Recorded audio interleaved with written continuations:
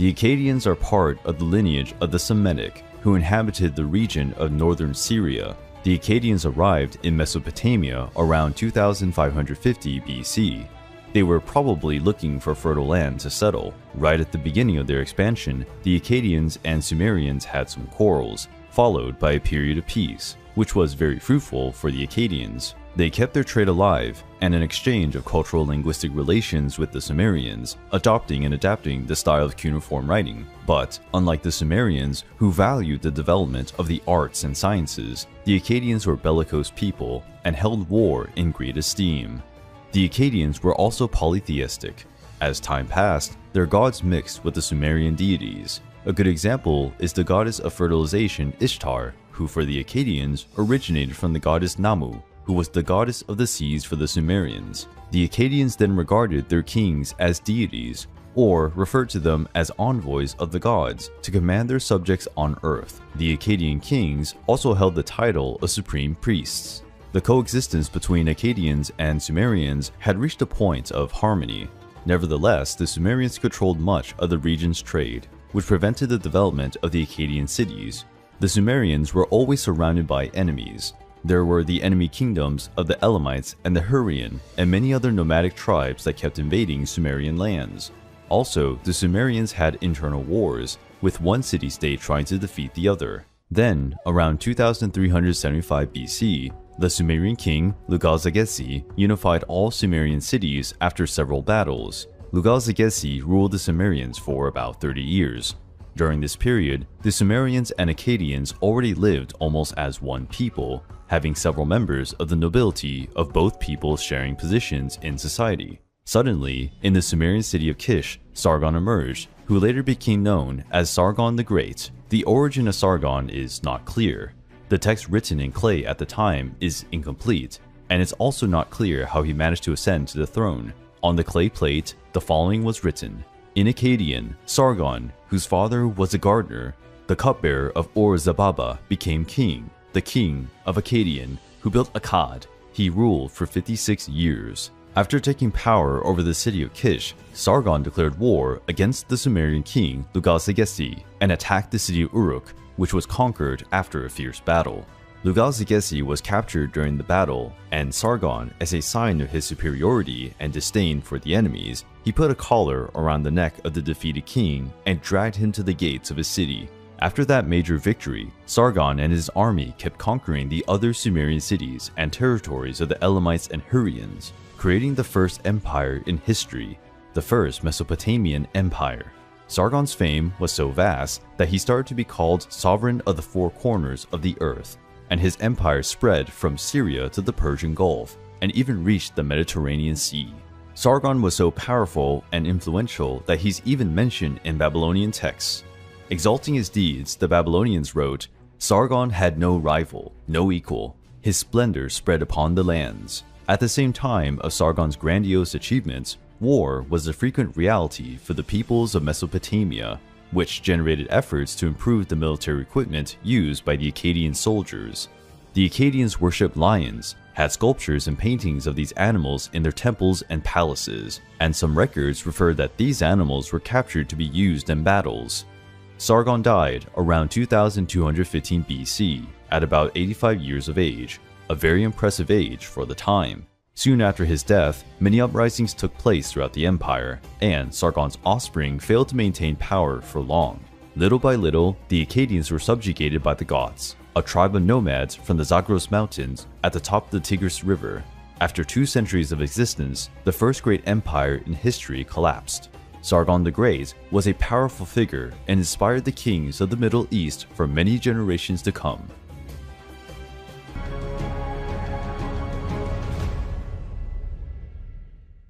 The history of the human race is filled with civilizations and empires, but that wasn't always the case.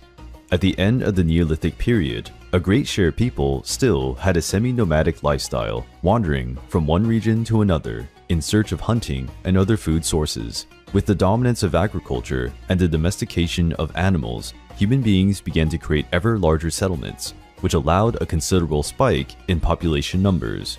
Around the year 4000 BC, some tribes started to settle in the south of ancient Mesopotamia. a region between Iraq, Iran, and Syria, bathed by the Tigris and Euphrates rivers. These tribes gave birth to what is probably the most important civilization in history, the Sumerians. The Sumerian civilization was fascinating, responsible for most of the breakthroughs during the Bronze Age. The Sumerians were pioneers in the drainage of swamps and irrigation system for crops. They possessed an intricate and properly developed language, which facilitated trade and the exchange of knowledge with other peoples. The Sumerians also stood out for their artistic ability, developing fine crafts and having great skill as artisans, marble and wood sculpting, and creating beautiful bronze sculptures. And perhaps most importantly, they came up with the idea of writing. The Sumerians developed the cuneiform writing, with small, wedge-shaped objects and clay tablets to engrave the symbols. Cuneiform writing was sophisticated for that time. Using it, the Sumerians recorded the important events, even crafting poems and law codes. The texts written by the Sumerians ranged from mathematical calculations to the study of astronomy and medicine. Later, the cuneiform writing was adopted by other peoples such as the Babylonians, Hittites, and Assyrians. The Sumerians are also known for the improvement of tools such as hammers, mattocks, and picks, in addition to bronze weapons with an impressive quality for that period. The Sumerians worshipped many different gods who were called Anunnaki, a group of deities responsible for the creation of humanity. These were associated with natural disasters, such as floods and earthquakes, as a form of punishment to humans for their sins. To the Sumerians, the Anunnaki were heavenly beings who came to Earth in search of gold, and to facilitate the mining of the precious metal, they gave birth to the human race. The fact that the Sumerians were considered the inventors of astronomy and studied the movement of the planets in the solar system fueled the belief in modern times that the gods Anunnaki were extraterrestrial beings who visited our world long ago and taught the early peoples how to grow food and build larger cities. The Sumerians founded the cities of Kish, Nippur, Uruk, Eridu, Lagash, and Ur, which became important cultural and commercial hubs in the region. But these cities did not belong to a single kingdom. Each had its autonomy as city-states, being ruled by its kings and maintaining its cultural traits. The city of Ur was particularly important among the Sumerian cities as an important center of trade in the region, with several religious temples, such as the famous Great Ziggurat of Ur. The Sumerian kings often maintained peace, but sometimes they fought wars for the domination of new territories. The wealth of the Sumerians began to incite the ambition of other neighboring peoples, such as the Elamites and Amorites, who constantly attacked to plunder the Sumerian cities.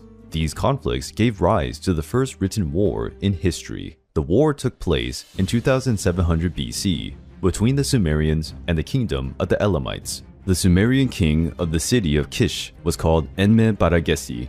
He led a Sumerian contingent against the kingdom of the Elamites. Back then, combat tactics could already make all the difference between victory or defeat. The Sumerians had trained and relatively disciplined soldiers who fought in shield wall formations when needed. Probably the most fearsome weapon of the time was the war chariots, with 2 axles and pulled by 4 animals, horses, or donkeys. It is easy to imagine that the number of casualties was high during these battles. There was little protection, and the combat was fought in close proximity. Also, there were carriages with units shooting darts, spears, and trying to run over the less fortunate soldiers. The Sumerians won the battle and recorded on a clay tablet, "We continue to plunder the weapons of the Elamites." Over time, other peoples of Mesopotamia developed large cities and increasingly bigger and well-trained armies. The Sumerian civilization did not resist the military advance of several kingdoms and ended up succumbing. It is believed that climate change also caused a major drought in the region, which contributed to the decline and disappearance of the Sumerian culture. Albeit their tragic end, the Sumerians played a key role in the cultural and social development of the peoples of Mesopotamia. These new kingdoms made good use of the Sumerian legacy, and thanks to their heritage, their names will be forever in history.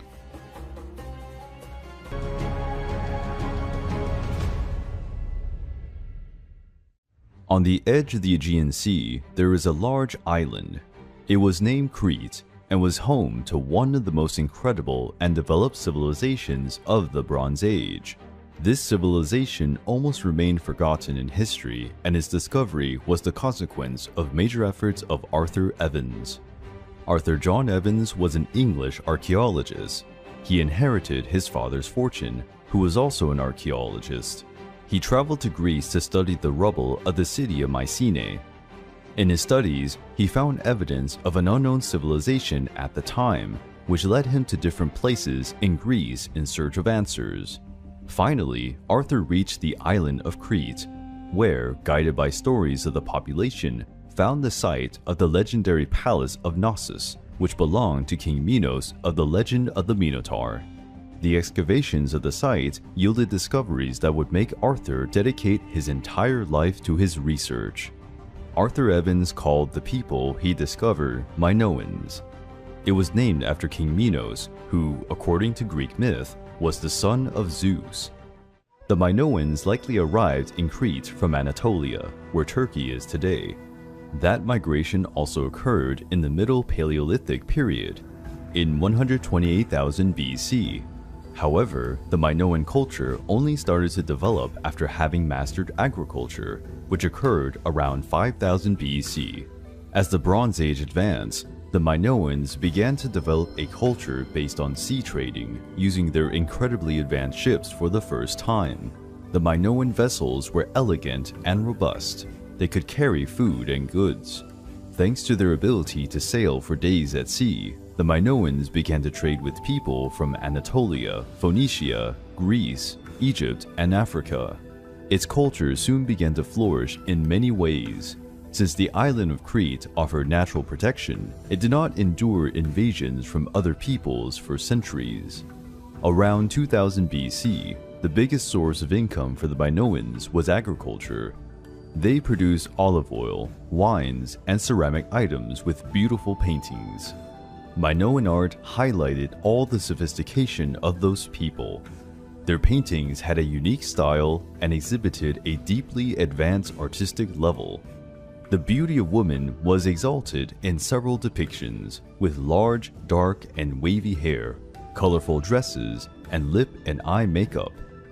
Men were usually depicted with dark skin, athletic bodies, and defiant posture. The Minoans also produced gold and silver jewelry, even pieces made of crystal. Although they did not have a war-orientated society, the Minoans used warriors to protect palaces and ships, to fight pirates and possible invaders. The Minoans were deeply attached to physical and athletic development. They had sports competitions like swimming, boxing, and racing. The most impressive sport was perhaps dancing around and jumping over an angry bull. This practice is called taurokathapsia and consisted of grabbing the horns of the bull during its attack. When the bull shook its head up in an attempt to free himself, the athlete took advantage of the impulse to make acrobatic jumps over the animal. To the Minoans, the bulls were sacred creatures, constantly exalted in sculptures and paintings. The religion of the Minoans appeared to be matriarchal, with the figure of a goddess holding two serpents as the supreme divinity. During the excavations of Arthur Evans, clay slabs were discovered with unknown writing, a large part of which cannot be translated to this day. To Arthur's surprise, and all those involved in the excavations, the palace of Knossos was much bigger than expected. Knossos Palace has over 700,000 square meters, 3 times larger than Buckingham Palace in England. The excavations discovered the possible throne of King Minos, the oldest in all of Europe. The oldest paved road in Europe was also discovered. It was located at the entrance of the city, divided into streets surrounding the houses and temples. Some parts of the city had a water drainage system, which worked as a sewer. And something surprising was found below the palace, a labyrinth. This labyrinth contained several massive jars, used to store grain and wine. Some parts seem to have been used as a dungeon for prisoners. Designs of mazes and the Minotaur were also engraved on their coins, emphasizing the odd legend about this monstrous creature. The island of Crete is in a seismic region. To this day, there are earthquakes and strong sea waves. Around 1750 BC, there was an earthquake in Crete that destroyed much of the Minoan buildings. The Minoans remained on the island and rebuilt their palaces and houses. Historians Herodotus and Thucydides claim that the Minoans became lords of the Aegean Sea, ending piracy in the region. They colonized other islands near Crete. Thucydides tells that King Minos sent his sons to rule these islands. By the middle of 1700 BC, the Minoans were already a famous and respected people. Even the kingdoms that arose in Greece, such as Mycenae and Athens, recognized the independence of the Minoans. Crete had become a must-see stop for countless boats coming from many regions. Merchant boats from Egypt were selling their products in Crete. From there, these products were taken to Greece and Anatolia. The same happened with products from other regions. In Minoan society, the imbalance between rich and poor was not clear. The people were always depicted working together. Women were also portrayed as an important part of the kingdom, and not just wives or daughters, as in other cultures of the same period. But what does the history of the Minoan civilization have to do with the legendary Atlantis? Atlantis appeared in a story written by Plato between 428 to 347 BC. Plato found inspiration in something that happened 1,000 years before his time. During Plato's period, the Minoans were already part of ancient stories. Due to this, and because it was based on exaggerated tales, Plato imagined and described an ancient kingdom more advanced and powerful than the kingdoms of his own time. But not everything was a product of Plato's imagination. The Minoans were indeed advanced and ingenious people. There were many theories of where Atlantis would be. Most likely, it was the Minoan city on the island of Santorini. The island of Santorini was one of the most important for Minoan trade. There was a huge volcano on it. When the volcano erupted, it almost completely destroyed the island and its buildings. A large part of the island sank into the sea, dragging everything with it, which greatly affected the Minoan trade with northern kingdoms. As if that were not enough, a huge cataclysm occurred shortly after. A strong earthquake, followed by a tsunami with waves of up to 20 meters, affected all of Greece, and especially the island of Crete. The devastation was much greater than that caused by an atomic bomb. The houses and palaces were yet again destroyed. With such seismic activity, the volcano of the island of Santorini erupted again.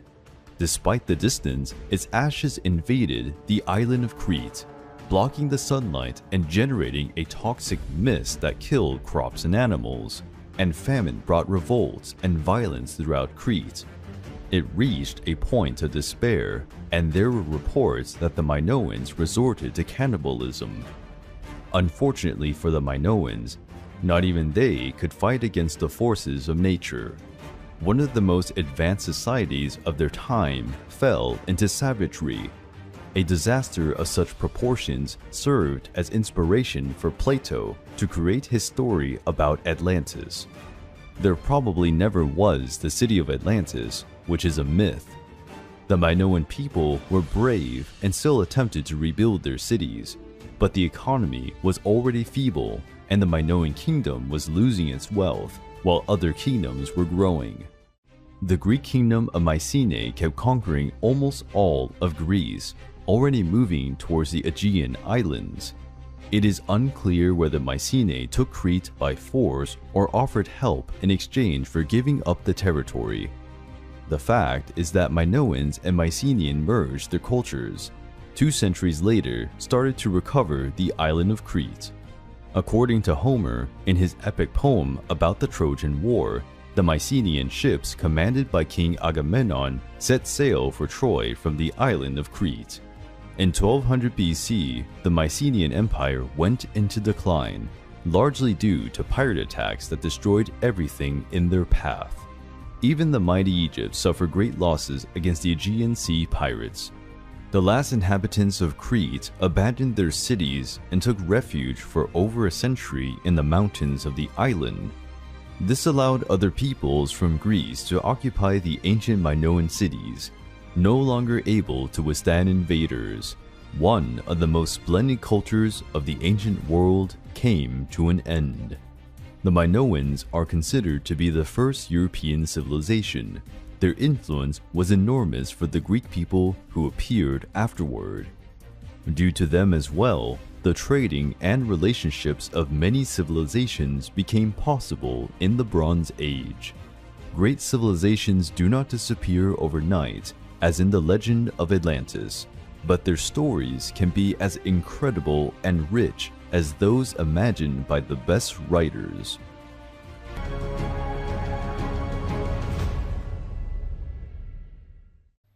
The Age of Bronze was marked by the rise of great civilizations responsible for the development of new technologies and breakthroughs for humanity. Some ancient peoples, like the Sumerians, Babylonians, and Egyptians, stood out for their contribution to the improvement of agriculture and architecture. Other peoples, like the Phoenicians and Minoans, developed new forms of art, commerce, and writing. But there were also warlike civilizations which became prominent in the art of war, like the Mycenaean civilization. The Mycenaeans formed the first advanced civilization in continental Greece, with a well-organized system of city-states, urban organization, works of art, and writing system. According to DNA analyses, the Mycenaeans were part of the same group of tribes that migrated to Greece in the Middle Paleolithic period. These tribes spread to the islands and the region of the Peloponnese, originating the first Greek settlements. On the island of Crete, for example, one of these tribes founded the kingdom of the Minoans, which was Plato's inspiration for creating the legend of Atlantis. The famous Greek poet Homer used different names to refer to these tribes in his famous epic poem entitled Iliad. According to Homer, the tribes that stood out the most in that period of Greek history were the Achaeans, the Danaans, and the Argives. Over time, with the dominance of agriculture, commerce, and bronze metallurgy, these tribes founded the first city-states of Greece. The largest and richest of those Greek cities was Mycenae, whose name was the basis for naming an entire civilization. The city of Mycenae was found in 1876 by the German archaeologist Heinrich Schliemann. Heinrich used Homer's accounts as the basis for his investigations. To the surprise of many scholars of the time, the accounts were right. In his poems Iliad and Odyssey, Homer described the land where Mycenae and other cities were built and the surrounding landscape. With these descriptions, Heinrich and his team discovered the sites where the ruins of the cities of Mycenae, Tiryns, Pylos, and Troy were located. Around 1750 BC, the Mycenaeans and Minoans of the island of Crete created a busy line of trade between their main cities. Trade between the two kingdoms added new influences to the Mycenaeans, who began to copy the Minoan style of art and writing. For this reason, the historical period is known as the Creto-Mycenaean period. However, unlike the Minoans, who had a culture focused on commerce and navigation, the Mycenaeans were openly a warlike society. Little is known about the beginning of the Mycenaean civilization, but legend has it that the founder of Mycenae was the hero Perseus, half-brother of Hercules, famous for killing the Gorgon Medusa.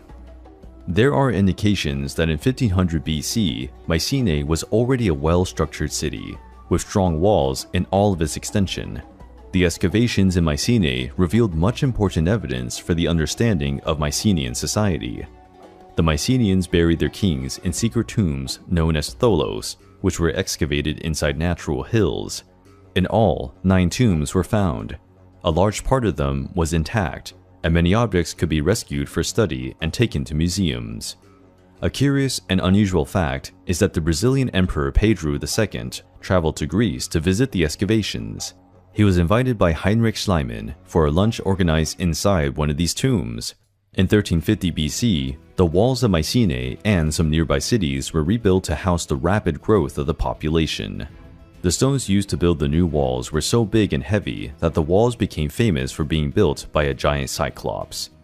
Many myths and fantastic stories of ancient Greece happened during the Mycenaean period. Heroes and demigods such as Perseus, Hercules, Theseus, Odysseus, Achilles, and many others were part of the Mycenaean world. Many Greeks of the classical period looked to their Mycenaean ancestors as a people closer to the divine lineage and capable of great deeds and achievements. Although they lived in Greece, the Mycenaeans were vastly different from the traditional image we have of the ancient Greeks. Their clothes, architecture, weapons, and armor were more rustic and robust. Many times they valued a more aggressive appearance. The Mycenaeans used many weapons made of bronze, including spears and axes with threatening shapes. Their swords were incredibly well made, and the most beautiful had engravings and handles made of gold. The shields used by Mycenaeans were large and heavy. Some were fully coated in bronze. The warriors' armors were the main highlight, with a great variety of shapes, sizes, and colors. Their helmets were meant to express the courage and strength of the warriors. They were adorned with horsehair and horns. They also used animal skins, such as bovine leather, for their shields, and feline skins, such as lions and leopards, to complement their armor. The Mycenaeans had the best armors of their time. Some covered almost the entire body, being made with large bronze plates that made them quite heavy. To fight while wearing these armors, the warriors had to truly be strong. The Mycenaeans also made recurrent use of war chariots, spreading terror on the battlefields when they tried to run over their enemies. In Mycenaean society, the king was the military and political commander. The people were divided between free workers and slaves. The Mycenaeans produced and exported wheat, oil, wine, ceramics, and bronze, using gold to create jewelry and decorative pieces. Among the pieces produced in gold are the famous funeral masks, made to cover the faces of the deceased and preserve their image. The variety of products produced by Mycenaeans allowed them to develop a great sea trade route. Mycenaean objects were discovered in Syria, Egypt, Cyprus, Italy, and the Iberian Peninsula. As time went by, the Mycenaeans replaced the elegant style of the boats used by the Minoans and began to create stronger ships focused on combat. Little is known about the original religion of the Mycenaeans, but they created the basis of Greek mythology as we know it. The main deity of the Mycenaeans was Poseidon. At the time, he was considered the god of the seas, land, and earthquakes. Around the year 1370 BC, several earthquakes occurred in Greece and nearby regions. The earthquakes caused so much destruction that the island of Crete was devastated. The Mycenaeans took the opportunity to claim the right to rule the island, considering that it was an important commercial port in the Aegean Sea. In the following 2 centuries, the Mycenaeans incorporated the Minoans into their culture, further expanding the influence of the Greek kingdoms. The most famous of the Mycenaean kings was Agamemnon, who reigned in Mycenae. His brother Menelaus reigned in the young city of Sparta. Both kings married Spartan princesses. Agamemnon married Clytemnestra, and Menelaus married a woman who would leave her name in history, Helen. Agamemnon spared no effort to expand the maritime trade routes with other kingdoms and empires. This caused Mycenaean ships to travel to ports in increasingly distant and exotic cities. One of these cities was in a privileged geographic location. Troy was to the west of Anatolia, where today is Turkey, more precisely in a region called Hisarlik. As there are strong winds in the region that constantly change the tides, many boats needed to slow down their pace or even find refuge in some pier for several days, waiting for the calm of the sea. Taking advantage of this situation, Troy collected taxes from the boats and goods that passed through its territory. Many of these goods were sold in the city itself. If the merchant refused to pay, his goods, boats, and all his money were confiscated by the Trojans. But who were the Trojans? We know little about Troy and its inhabitants. It is believed that they were a part of people known as Dardani, or at least they built their culture together with them. We know that the city of Troy welcomed travelers from different regions. For this reason, Trojans had various styles of clothing, jewelry, and military equipment. One of the few documents of antiquity that quotes the Trojans was written by the Hittites, who referred to them as Wilusa. Troy remained an unknown entity for a long time. It was first found by Frank Calvert in 1863. In 1870, Heinrich Schliemann led the excavations of the city. To his surprise, there was not only one Troy, but 9 cities, one built above the other. Heinrich's excavations revealed that Troy had been invaded, plundered and destroyed countless times over the centuries. The city was rebuilt several times over the rubble of the previous incarnation. At the time of the Trojan War, the city was already in its 6th phase. According to Homer, it had strong walls and divided into 2 or 3 sections, which made the city an exceedingly difficult fortress to be torn down. The taxes charged by Troy were considered abusive by other kingdoms. This generated conflicts between kings and traders. In particular, the Mycenaeans were quite displeased, for they were a kingdom of proud warriors who considered the Trojans disrespectful. Troy was ruled by King Priam, who sent his son Paris on a diplomatic mission to Sparta to try to appease the situation with the Mycenaeans. Paris was marveled by Queen Helen, wife of King Menelaus. There are 2 versions of the story of Paris and Helen. One says that Helen was kidnapped by Paris. Another says that she would have left of her own free will with the young prince. King Menelaus was furious at the offense and asked his brother Agamemnon, who had the largest army in Greece, for help. Agamemnon identified the perfect opportunity to declare war on Troy and end this abusive tax collection. Agamemnon gathered his army and assembled a fleet of ships. According to Homer, the impressive array had more than 1,000 warships. King Agamemnon also called the legendary heroes Achilles and his group of warriors known as the Myrmidons. The Mycenaean army sailed the Aegean Sea and surrounded Troy, starting a war that would last almost 10 years. The Mycenaeans launched several attacks against the city, but all failed. In one of these attacks, Patroclus, a friend and lover of Achilles, was killed by Prince Hector of Troy. To avenge Patroclus' death, Achilles challenged Hector to one of the most famous duels in history. Homer describes an epic struggle. 2 of the greatest champions of his time fought to the death, near the gates of the city of Troy. Finally, Achilles delivered the fatal blow and killed Hector. Achilles, still furious at his friend's death, tied the feet of Hector's corpse to his chariot and made 3 laps around the perimeter of the city, dragging his body on the stony ground before all the Trojans. After this, the morale of the Trojans was extremely low, but even so, they did not surrender the city. Then the Mycenaeans conceived the plan of the famous Trojan horse. Using the wood of some of their ships, they built a great wooden horse and took it to the Trojan gates, where they put it as a gift for the Trojans, who had great esteem for horses. The Mycenaeans returned to their ships and faked their retreat. The Trojans, relieved to have escaped the siege, opened the gates and brought the wooden horse into the city and started a big party to celebrate the victory. Later at night, practically everyone in the city was plunged into an alcoholic sleep. At that moment, a hidden door in the belly of the wooden horse was opened. Out of it came Achilles and his warriors. The invaders easily killed the sleepy guards and opened the gates of Troy. The Mycenaean army, hiding behind some hills, finally managed to enter the city. The city was looted and burned. Practically all men were killed, including King Priam. The women and children were enslaved. According to the legend, Achilles died in Troy, wounded by a poisoned arrow that hit its heel, shot by the cowardly Paris. Other versions say that Achilles survived and headed to new battle and novels. The sordid Paris was killed that night. The Mycenaeans returned victorious to Greece, but many were punished by the gods and could never go home.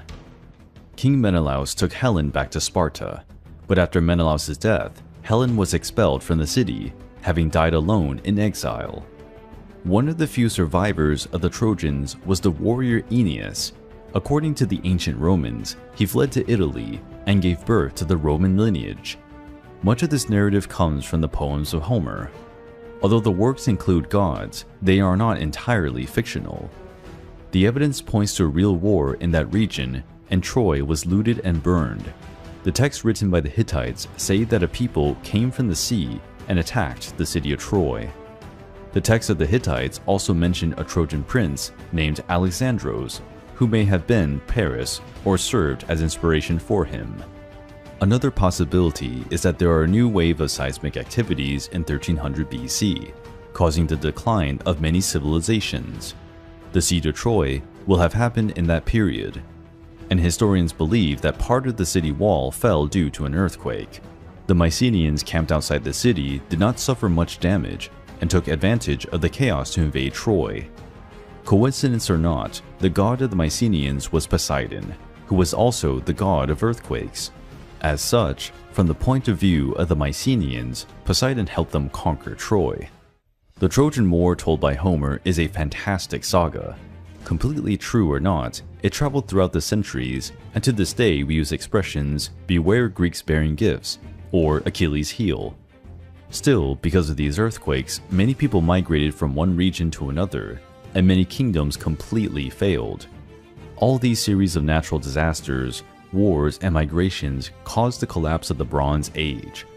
And in Greece, a warrior people known as Dorians left Macedonia to conquer the cities of the Mycenaeans. The Dorians had equipment and weapons made of iron, which was an enormous advantage over the Mycenaeans, who still used bronze. After the fall of the Mycenaean kingdom, Greece entered a period known as the Greek Dark Ages, of which little is known. Slowly, it gave rise to classical Greece, making the Mycenaean civilization an important link in Western history.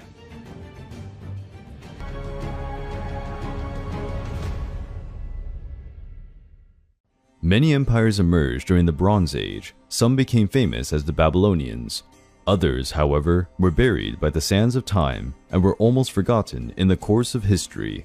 The Hittite Empire was one of the most powerful and influential of its time, and yet it remained concealed for a long time. The Hittites were an Indo-European people who, in 2000 BC, settled in central Anatolia, where Turkey is today. They called themselves Hatti, and as soon as they arrived in the region, they dominated the other tribes. This domination was enforced. Diplomacy was only used when feasible. The Hittites were proud of their warrior society and had great esteem for horses. Those responsible for breeding and training horses had a prominent place in society. One of the first accounts of the Hittites is in the Greek tale The Odyssey, where the Hittites are called Ketas. In the Bible, the Hittites are quoted in the Old Testament as Heth. There is even the story of Uriah, Bathsheba's husband, who served King David. Uriah and Bathsheba were Hittites. The Hittites are also mentioned in Asian and Egyptian texts. Even with so many accounts, the Hittite people were only officially discovered in 1880 by archaeologist Archibald Henry Sayce. Even though he found evidence, Archibald was a laughingstock within academic society, who said he was trying to make up the existence of the Hittites. Its discovery was only confirmed years later in excavations carried out by the German archaeologist Hugo Winkler. By 1650 BC, the Babylonian Empire, the Egyptian Empire, and the Hittite Empire had been consolidated. The Hittites were in a very privileged geographical position, since they could trade with different nations of different cultures. Merchant vessels from Greece, Egypt, and Mesopotamia passed through the ports of the Hittite cities. Even though they were surrounded by powerful kingdoms and empires, the Hittites were never conquered, and it is said they never lost a battle. In 1274 BC, the Hittites fought the Battle of Kadesh against the Egyptians. Both fought fiercely without gaining a decisive advantage. The battle ended in a draw, and the powerful Egyptians were forced to retreat. Pharaoh Ramesses II signed a peace treaty with the Hittites, recognizing the Hittite Empire as being of equal military power to Egypt. On several occasions, the Hittites stopped Assyrian, Babylonian, Egyptian, and Greek invasions, and even completely defeated the enemy troops. Their equipment consisted of bronze helmets and weapons, as well as heavy armor made of small bronze plates. The Hittites are also known as the first civilization to dominate iron metallurgy.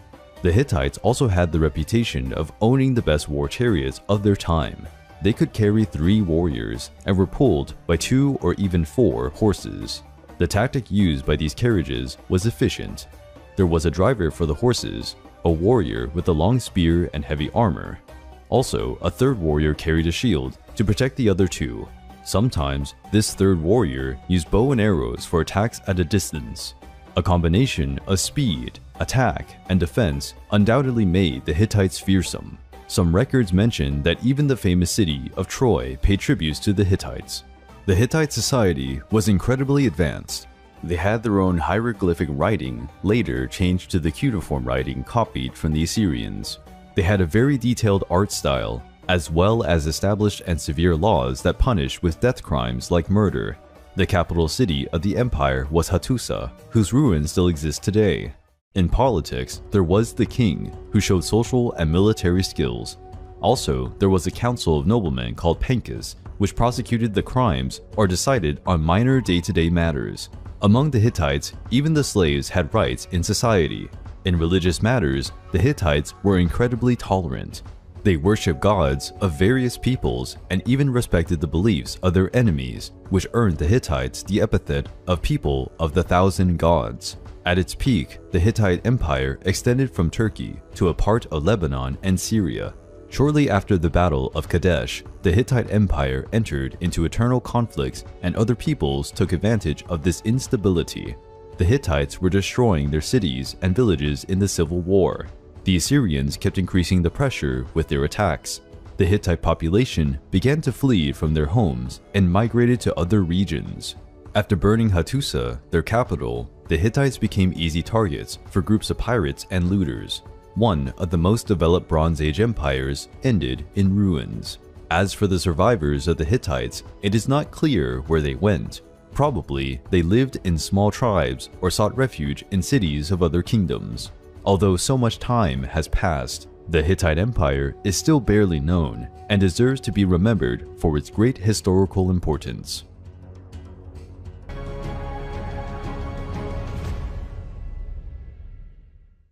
Much is said about the importance of Greek culture and how it has served as a basis for the development of Western thought, but the Greeks were influenced by others, ancient and exotic peoples, who are still a mystery to this day. The Phoenicians are among the most developed and influential peoples of antiquity. Their culture had a great impact on subsequent civilizations. The Phoenicians inhabited the coastal region of ancient Canaan, today the maritime coast of Lebanon, Syria, and Israel. In ancient times, they were known as the Purple People. The term Phoenicians comes from the Greek phonikes, which can mean crimson or purple, a color considered quite luxurious at the time. Around 1200 BC, Egypt lost some territories due to popular uprisings. The Phoenician culture started to flourish during that period. The power vacuum in the region allowed the Phoenicians to build their own trade routes and fortify their armies. Like the Sumerians and Greeks, the Phoenicians had many city-states. These remained independent with distinct cultural traits. With the development of a culture based on maritime trade, the Phoenicians came into contact with many different peoples, such as the Minoans of the island of Crete and the Mycenaeans in Greece. With the expansion of their domains, the Phoenicians colonized new territories. They founded important cities, among which Tyre, Sidon, and Beirut. One of the greatest contributions of the Phoenicians is related to writing. They created a model alphabet that is considered the ancestor of all modern ones. This alphabet is called the Phoenician phonetic alphabet. It reached Greece through the island of Crete. The Greeks, in turn, added the vowels to the Phoenician alphabet, creating the Greek alphabet. The Phoenicians thrived with the trade of wood, slaves, and glass, but their most valuable product was the Tyrian purple. The Tyrian purple is a natural dye extracted from sea snails. This dye is purple red, a color much appreciated by all the ancient nobility. But the value of the Tyrian purple was much more than the beautiful color. This dye did not fade from the garments with the passage of time. Instead, it became stronger and livelier. Another valuable source of income for the Phoenicians was high-quality wine. The Egyptians, for instance, could not grow grapes due to their hot climate. They paid in gold for the Phoenician wine jugs. The Phoenicians still traded in silver, copper, tin, and bronze, while also producing jewelry and sculptures made of colored glass. With so many different products in the markets, the Phoenicians accumulated a truly amazing wealth. All this was possible thanks to the incredible boats developed by the Phoenicians. The Phoenician galleys were called biremes, as they had 2 rows of oars. Other models with 3 rows were called triremes. This was the best type of ancient vessel. Its style was copied by the Greeks, Egyptians, and then by the Romans. The Phoenicians had a polytheistic religion. They worshipped a great number of gods and holy deities. Albeit having a sea-orientated culture, the Phoenicians did not seem to have sea deities. The Phoenicians also conducted animal sacrifices during religious festivals. This was very common at the time in practically all religions. However, the Phoenicians also sacrificed human beings, including children and newborns. Like the Minoans of the island of Crete, the Phoenicians had this duality. They were developed, but with an odd connection to primitive customs. The Phoenicians managed to travel awe-striking distances in the sea for their time. They sailed all along the coast of Africa, reaching the Iberian Peninsula, where today Spain and Portugal are located. It is believed that the Phoenicians also reached Great Britain and traded with the Celtic tribes there. 65 years before Rome was founded, the Phoenicians founded the Carthage in North Africa, a city that one day managed to terrorize Rome. There was a theory that the Phoenicians also crossed the Atlantic Ocean and reached the Brazilian Northeast. But this theory has already been cast aside and is considered an exaggerated fantasy. The Phoenicians are also often quoted in the Bible. The most famous is perhaps Princess Jezebel, daughter of King Ithabal of the city of Sidon. Jezebel became famous for marrying King Ahab of Israel, exerting much influence as queen and priestess. Even with all their fame and wealth, the Phoenicians did not have a unified military force. They could not offer much resistance against the attacks of the emerging Persian Empire. In 539 BC, Persia was ruled by King Cyrus II, known as Cyrus the Great, who conquered Phoenicia without much difficulty. Although the Phoenician cities were kept, many people moved to cities further away from Persian rule. Carthage was one of the main shelters. Its population grew substantially. In 332 BC, Alexander the Great conquered the Phoenician city of Tyre, at the time under Persian rule. Alexander was cruel, ordering the death of 2,000 citizens, among them Persians and Phoenicians. Shortly after, Phoenician culture disappeared from its country of origin. The ancient region of Phoenicia was then dominated by other powers such as the Greeks and Egyptians. Carthage continued to develop and prosper, creating its own cultural identity. Its citizens became known as Carthaginians. In essence, they maintained their Phoenician origin.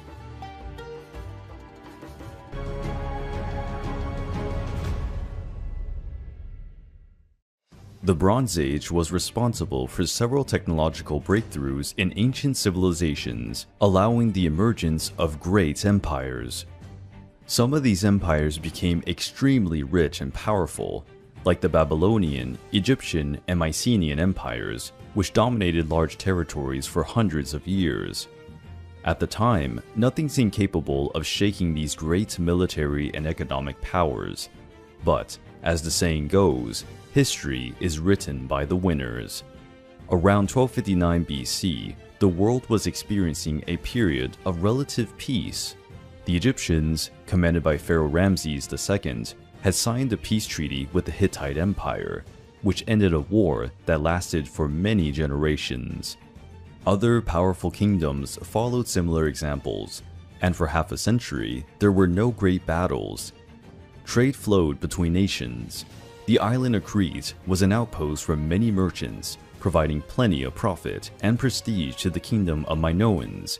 But everything would change, and the world would plunge again in a vortex of chaos and unprecedented violence. In a period that lasted about 40 to 50 years, the climate of the Earth suffered sudden changes. Although we do not have exact information, historians believe that there were several successive natural disasters, such as earthquakes, tidal waves, and volcanic eruptions. The Aegean islands suffered a great impact, with earthquakes and even tsunamis. Crete, once home to the legendary Minoan kingdom, was probably the most affected by this great cataclysm. Its cities were devastated by earthquakes and reduced to rubble. Climate changes also caused periods of drought in Egypt, Israel, Phoenicia, and part of Anatolia. All these natural disasters disrupted trade routes between the empires. Many, like the Kingdom of Mycenae in Greece and the Hittite Empire in Anatolia, went bankrupt, generating revolts and violence among the population. But something much worse happened afterwards. Climate change and the destruction of cities forced the migration of many different peoples who were looking for new regions to conquer and establish themselves. Large groups of pirates began to attack coastal cities, devastating everything that had resisted the earthquakes. These violent and bloodthirsty pirates were nicknamed Sea Peoples, being responsible for the fall of many powers of that time. The truth is that we do not know the original place of the Sea Peoples. It is highly likely that they were a confederation of tribes who, out of necessity or opportunism, united to attack a considerable part of the most powerful kingdoms in the world. The few contemporary sources left by the Egyptians and Hittites refer to the Sea Peoples by the name of Sherdon, which may suggest that these pirates were from the islands of Sardinia and Sicily. Another hypothesis is that the Sea Peoples originate from the coastal tribes of western Anatolia, having organized themselves as a single horde to attack the continental kingdoms. The fact is that, at the end of the Bronze Age, the Sea Peoples attacked almost all the kingdoms that could be invaded by the sea. The Minoan kingdom, which was already very weakened, was an easy target for the pirates, who killed a good part of the island's inhabitants and destroyed the remaining cities. In Anatolia, the situation was not that different. The Hittite Empire, which was already quite fragmented, was shattered, even being completely extinguished due to the sudden attacks on the pirates. In Greece, the Mycenaean states suffered some attacks around 1190 BC, but they managed to get back on their feet for some time, collapsing definitively when they were invaded by the Dorians, a warrior people who dominated a substantial part of Greece. Egypt was one of the few empires that sustained the attacks of the Sea Peoples due to the enormous military skill of Pharaoh Ramesses III, who expelled them definitively from his lands. The Assyrians were the least affected by the calamities. In a way, they were able to take advantage of the weakening of the neighboring kingdoms, further expanding their domains and beginning the Middle Assyrian Empire period. Although we know little about the Sea People, they had an enormous reputation as warriors and navigators already in antiquity. During the Battle of Kadesh, between the Egyptian and Hittite forces, the Sherdon mercenaries were hired to fight for both sides, which proves that these coastal warriors were renowned. But not all the invaders of the Sea Peoples wanted only to plunder the decaying cities. There is a theory that some groups established permanent settlements on the coast of the ancient Canaan. The new inhabitants of the region became known as Philistines, a name well known in Old Testament biblical stories. Natural disasters caused the fragmentation and decay of the Bronze Age, but the Sea Peoples were responsible for the final blow to many empires. Another reason that made it impossible for the empires to recover was their highly centralized systems of government, where direct intervention by kings and emperors was necessary to solve all territorial issues. Because of the collapse of the Bronze Age, the world entered a kind of dark age, which we know little, but it was certainly turbulent and full of violence. New kingdoms were gradually organized during the Iron Age, with new models of government and armies composed mainly of well-equipped infantry. Around 750 BC, arts and writing began to resurface among the Mediterranean peoples. It is also during this period that the history of classical Greece and Rome begins.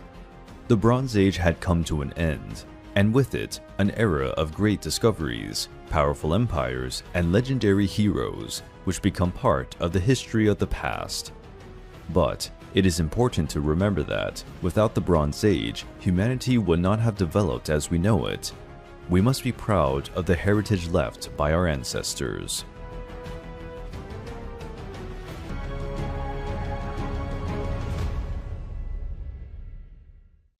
Mesopotamia is considered the cradle of the first great civilizations. Among them are the Sumerians, who created well-organized kingdoms at the beginning of the Bronze Age. Obviously, at that time, human beings did not only live in Mesopotamia. They were in much of the globe, and most lived as nomads or in small villages. Some tribes migrated to North Africa in about 5500 BC, where they created villages and spread out along the Nile Valley, more precisely in the regions now known as Upper Egypt and Lower Egypt. The region was chosen for the existence of the famous Nile River. Besides being the most extensive river in the world, it was also responsible for the development of Egyptian culture. The ancient Egyptians called the Nile River Iteru, meaning Great River. They considered it a gift from the gods to all living beings. Every year, the Nile River has periods of high tide, irrigating the soil around it.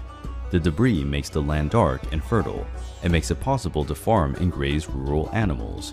One of the names that the Egyptians used to refer to their land was Kemet, a term that can be translated as Black Earth, underlining the importance of fertility in the soil. The most prominent region is the delta of the Nile, where the river is divided into several branches, flowing into the Mediterranean Sea, where the largest number of settlements are. As with the Mesopotamian peoples, the dominance of agriculture was the main stimulus to boost trade and cultural development of the early Egyptians. As time went by, settlements became independent cities. Soon, the first rulers began to emerge, who declared themselves sovereign kings of their territories. In 3100 BC, a king of Upper Egypt began a military campaign against the other cities. The identity of this king is discussed among historians. Archaeological records indicate the existence of a semi-legendary king who, according to the beliefs at the time, would be a descendant of Horus. This mysterious king was probably known by the name of Narmer or Menes. There are strong indications that Narmer would be the name used. More complete studies indicate that Menes was an honorary title, which means he who perseveres. Narmer was successful in his campaign and unified the people of Lower and Upper Egypt under his command. He was the first pharaoh of Egypt. Narmer began the first Egyptian dynasties. This was followed by 30 dynasties over the centuries. The city of Memphis was founded by Narmer. For a long time, it was the capital of ancient Egypt, due to its geographical location, which guaranteed a strategic control point in Egyptian territory. The city had a port on the banks of the Nile River, where factories and workshops are built, producing ceramic jars, clothes, or dyes that were transported to the neighboring cities by boats along the river. Even in this period of their history, the Egyptians already had conflicts with the neighboring peoples. For example, some Nubian and Lebanese tribes who did not accept the dominant power of the Egyptians in most fertile territories. These tribes constantly rebelled against the Egyptians and attacked smaller villages and cities, provoking violent fighting and making it difficult to distribute goods throughout the region. It is possible that Pharaoh Narmer married Nithotep, a princess from North Africa. The marriage would have political objectives to appease disputes on Egyptian territory. Nithotep was the first queen of Egypt. Perhaps she was the first female pharaoh after Narmer's death. If so, she was the first woman in history to rule a dynasty. Nithotep's name was found in several places, such as tombstones and sacred objects. This underlines its importance as co-founder of the first dynasty. She is the oldest queen of ancient Egypt, whose name is known by historians. During the great history of ancient Egypt, the pharaohs played a more important role than traditional figure attributed to kings and emperors. The Egyptians considered us sacred beings to the Egyptians. According to the beliefs of the time, the pharaohs had inherited divine blood. They were descendants of Horus, and for that reason, only those who belonged to that same lineage were entitled to the throne. This explains why some women have taken over throughout Egyptian history. In contemporary peoples, only men had the right to rule, but the Egyptians always chose a woman with divine blood over a man without that trait. The pharaohs were not only in charge of governing, they were also the supreme commanders of the army, the highest magistrates, and the highest priests. The pharaoh was the human figure closest to the gods. Despite all the benefits available to the pharaohs, their lives were not particularly easy. Some took on the burden of governance of a nation before the age of 12. The heir to the royal throne was prepared from childhood to fill the position. He had to learn military tactics, the history of kingdoms, and military conquests. He also had to learn to read, write, and memorize religious rites. Despite the authority of the pharaohs, they rarely remained in power for long. Their reign was often interrupted by invaders or coups. To prolong the reign of the pharaohs, every year ritualistic festivals took place, the Opet festivals.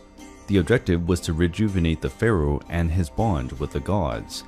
When a pharaoh was able to remain in power for about 30 years, a great party was organized to exalt his reign.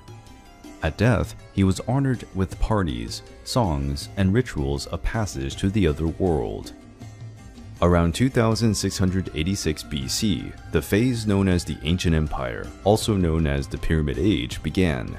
In this period, Egypt was already established as an empire, having commercial relations with the Lebanese, Palestinian, and Mesopotamian peoples. Egypt had become a land of great riches. During the Ancient Empire, there were great artistic and architectural breakthroughs. The paintings that adorned the temples and palaces were made with great skill, whose proportions were calculated with high precision. The dye came from the extract of plants and minerals. Insects and animal blood were even used to achieve more vivid colors. As a result, many paintings maintain their colors and splendor today. The paintings could represent from everyday life to great events, such as bountiful harvests, the crowning of pharaohs, or natural disasters. The gods and sacred rituals were prominent in the artistic representations. Many of the most famous stories of the Egyptian pantheon were told through paintings and carvings of palace walls and tombs. In the economy, all production was accounted for and recorded, which enabled a more accurate allocation of resources. Government officials collected taxes, recruited peasants to work on crops or in construction, and headed the legal system, commanding patrols of soldiers and prosecuting crimes. During the Ancient Empire, the military area also progressed. The soldiers already had breastplates made of wool or leather, shields made of wood and covered with leather, and the iconic Khopesh sword, also of this period. Around 2200 BC, there was a great period of drought in Egypt, which lasted 140 years. It caused hunger in the population and a decline in economic and social power. Instability ravaged Egypt, and the pharaoh's government lost control of his territories. Some provinces further away from the capital revolted and declared independence. The leaders of the rebel provinces stopped paying taxes to the central government and began to enrich their own coffers. In the end, a kind of mafia leader was born, as they hired criminals and deserters as personal protectors. Two groups stood out. One commanded Lower Egypt, from the city of Heracleopolis, and the other commanded Upper Egypt, from the city of Thebes. Around 2055 BC, the forces of Thebes, commanded by Mentuhotep II, defeated the rulers of Heracleopolis, unifying Egypt again and beginning the period of the Middle Empire. The sands of Egypt hold secrets and stories that awaken our imagination and will to unravel the past of one of the greatest civilizations in history. After the difficult times of the Ancient Empire, the Egyptians managed to recover their ancient territories and trade routes. It was the beginning of a new era of prosperity. This new phase in Egyptian history is known as the Middle Empire, between 2050 BC and 1710 BC. After re-establishing military control in Egypt, the economy had to recover. New irrigation systems were built, besides new monuments to the gods. Pharaoh Mentuhotep II began a military campaign to conquer Nubia, a region rich in gold and precious jewelry, and very lucrative for the debilitated Egyptian coffers. The fight against the Nubians lasted many years, and, despite their insistence, the Egyptians were unable to totally subjugate their opponents, proving the great military capability of the African tribes. Mentuhotep II died after reigning for 51 years. He was buried together with his 6 wives in a funeral complex in Deir el-Bahari. After Egypt regained its financial power, without facing great external threats, the empire entered an erudite period. During the Middle Empire, the concept of life beyond death gained notoriety. Dying, something that was already seen as a rite of passage, became even more important in the daily life of the Egyptians. The rulers also recovered the habit of erecting pyramids as tombs, ordering the construction of ever larger monuments. The construction of the pyramids began in the Ancient Empire. Djoser's Pyramid was the first, built around 2630 BC, located northwest of the city of Memphis. The Djoser Pyramid and its tomb complex are considered the oldest monumental structures in the world, designed by architect Imhotep. During his life, Imhotep was probably one of the most important men in Egypt, with knowledge in several areas, such as medicine, architecture, religion, and carpentry. Imhotep belongs to a small group of plebs who received the status of deities in Egypt. This distinction was usually reserved for the most important members of the nobility. Imhotep's historical existence is proven through two contemporary inscriptions on the base or pedestal of one of Djoser's statues. Imhotep was such an important figure that even after his death, he continued to be revered. His grave was hidden in complete secrecy and remains unknown to this day. So far, 123 pyramids have been found and accounted for in Egypt, some of them already practically in ruins. The decision to build pyramidal tombs is justified because this is the safest way to erect a monument, because the base is wider and heavier than the top. Even so, some pyramids collapsed in antiquity, due to irregularities in their shape or the wrong choice of terrain. When this happened, the builder responsible for the work was executed. There is also the famous bent pyramid, which remains to this day. However, its shape has changed during construction. The construction of the pyramids required great physical effort and complete logistics. Each granite stone weighs approximately 2.5 tons, having been extracted from quarries, sometimes located 800 kilometers away from the construction site. They were then placed on barges and transported along the Nile River. After being unloaded, the stones were transported with ropes and sleds to the construction site. There, they were cut and sanded until they reached the necessary shape. Only then, they were dragged on ramps to the final destination. The exact number of workers participating in construction is unknown. It is believed that more than 30,000 men took part in the efforts to erect these monuments. The majority were freemen, who received a salary and tax exemption. Many slaves were also used, entrusted with the most arduous and tiring tasks. The pyramids were built by order of the pharaohs, who wanted to use them as a tomb and symbol of power and authority. The pyramids also had a symbolic character for the Egyptians, who believed that the origin of the earth came from a primordial mount in pyramidal form. The most famous pyramids are the pyramids of Giza in the necropolis of Giza, near Cairo. The necropolis has 3 pyramids. The highest is Cheops, the middle is Khafra, and the smallest is Menkaure. There are still some smaller monuments near the pyramids, known as the Pyramids of Queens.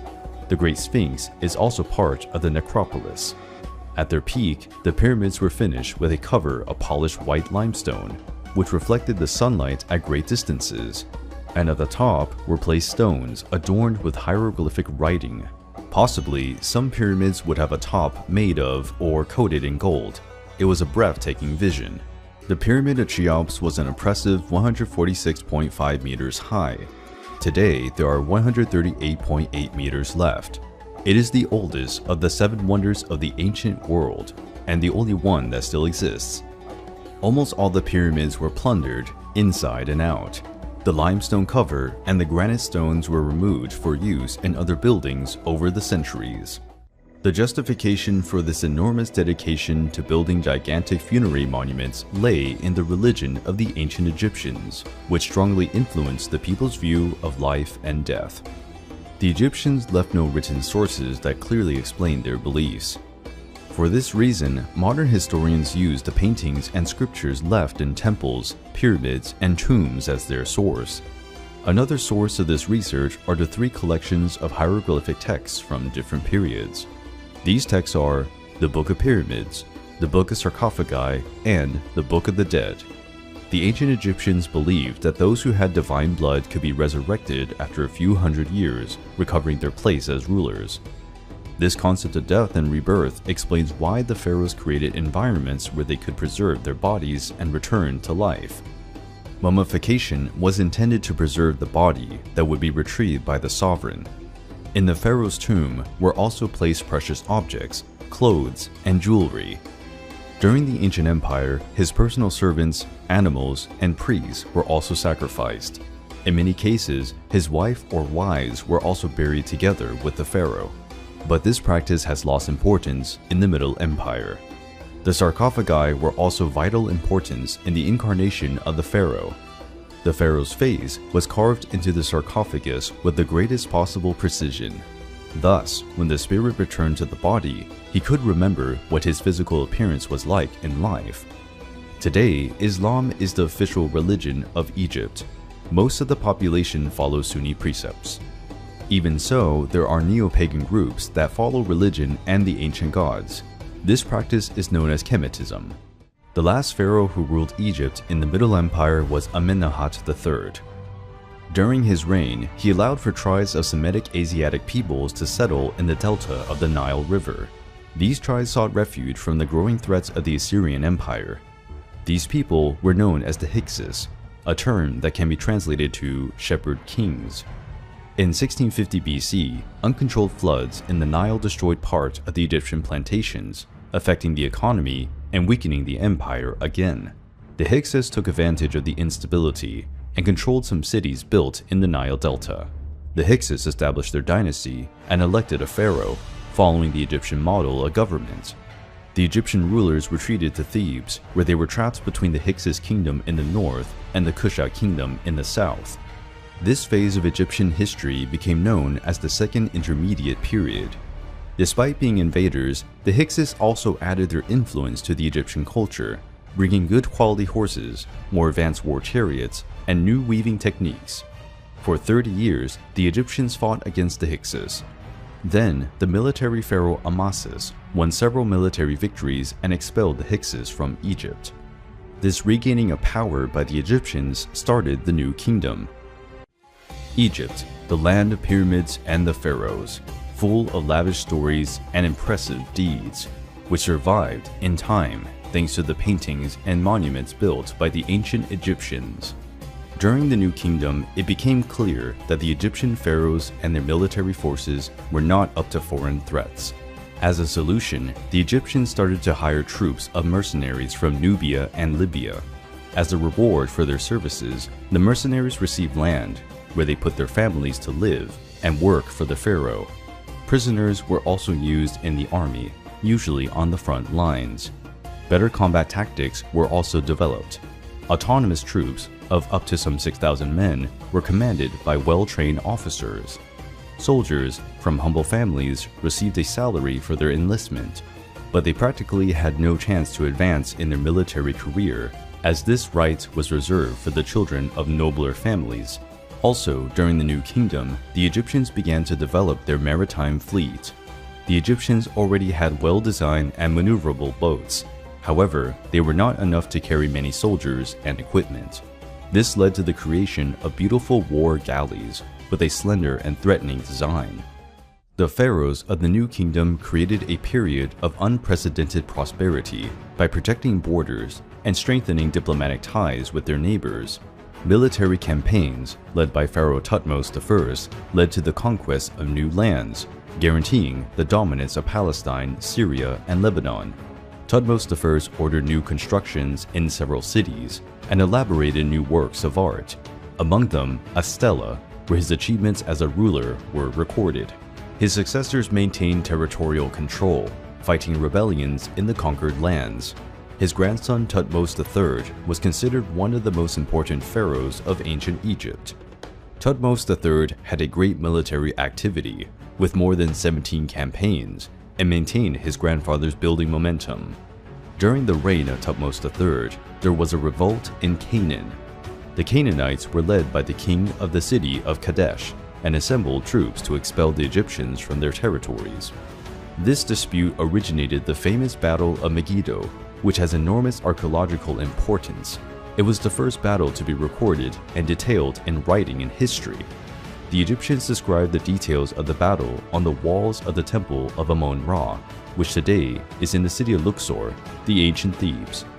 Thutmose III gathered his army and fought against the rebels in a plain. His victory caused the Canaanites to retreat into the city of Megiddo on top of a hill. The battle ended after Megiddo was besieged for 7 months, which led to the surrender of the city. Also in the Battle of Megiddo was used for the first time the compound bow, a more effective version than the bows used previously. The victory was very profitable for the Egyptians. According to the reports, they captured 894 war chariots, 2 of them covered in gold, and 2,000 horses. After this victory and subsequent conquest of the territories, Egypt reached its peak. Its territorial domination started at the Euphrates River in Syria and went to Napata in the Kushite territory. Thutmose III still attacked the kingdom of Mitanni that belonged to the Horites. He won again and annexed new lands to Egypt and a new contingent of captured soldiers.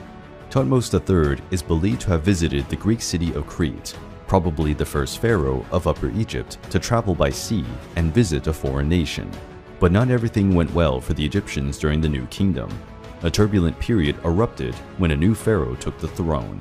Pharaoh Akhenaten was one of the most controversial figures in Egyptian history, and his life is full of mysteries and questions. Akhenaten wanted to extinguish the cult and traditional deities of Egypt. He challenged more than 1,500 years of religious traditions when he decided to adopt only one god, decreeing that the god of Aton was the only creator of all things and living beings. The god Aton was the personification of the sun, source of light and warmth to the world. The pharaoh chose Akhenaten's name, which can be translated as "he who praises Aton." Akhenaten was a sloppy pharaoh in diplomatic and military relations. Neighboring kingdoms severed relations with Egypt, and some became threats again. The ancient Egyptians later referred to Akhenaten as the Mad Pharaoh. The monarch constantly showed his religious fervor, affirming, "Aton lives, there is no other except him." This behavior infuriated many priests and citizens, causing riots and violence in parts of the new kingdom. Akhenaten's main wife was Queen Nefertiti, who became world-renowned when her bust was found in 1912 by German archaeologists. Nefertiti is believed to have been a beautiful woman. The sculpture was never finished, with one eye missing, so that her image would not provoke the anger and jealousy of the Egyptian goddesses. After Akhenaten's death, Nefertiti disappeared from the historical records, and her fate is unknown. Akhenaten reigned for about 17 years. This time was enough for Egypt to lose much influence and dominion. Akhenaten's cause of death is unknown. There are suspicions that he was murdered by a group of priests who worshipped the ancient gods. Akhenaten had many children. One of them would have a special prominence in Egyptian history.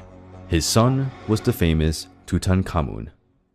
After Akhenaten's death, Egypt went through a troubled period. His son was still too young to assume the throne, and his daughters could not take power because there is a living male heir. An enigmatic figure took over, Smenkhare. There are debates about whether Smenkhare was actually Nefertiti, who would have assumed the throne and changed her name. Another possibility is that Smenkhare was Akhenaten's son-in-law, taking the throne by marrying one of the daughters of the former pharaoh. Noble Ai and a general named Horemheb also appeared. Both served Akhenaten and Nefertiti. It's probably that Ai was Nefertiti's father. Ai aspired to reach the throne and had members of the royal family murdered. The young Tutankhamun and his half-sister Ankhesenamun were rescued and taken to Thebes. Tutankhamun was crowned pharaoh at only 9 years of age. To strengthen the lineage, he married his half-sister, who was only 11 years old. Due to Tutankhamun's age, Ai ruled Egypt with the position of vizier, a kind of regent. His government was supported by General Horemheb. As the years progressed, Tutankhamun had a more active and authoritarian voice, ordering the construction of temples for the ancient gods of Egypt. This allowed to restore the cult of different deities. In 1324 BC, Tutankhamun died at the age of 14. The reason for his death has given rise to various speculations: disease, poisoning, or murder. The last option was not unlikely, because Tutankhamun was a threat to Ai's plans. Another event that reinforces the hypothesis of murder is that right after Tutankhamun's death, his wife, Ankhesenamun, sent letters to the king of the Hittites, asking him to send one of his children to marry her and be crowned pharaoh of Egypt. The Hittites and Egyptians were always enemies. This shows that Ankhesenamun's request was motivated by fear and urgency. With reluctance, the king of the Hittites sent one of his sons to meet Ankhesenamun. But mysteriously, this prince never entered Egypt. It is likely that he was murdered by spies, following Ai's orders. Ankhesenamun ended up marrying Ai, most probably against her will.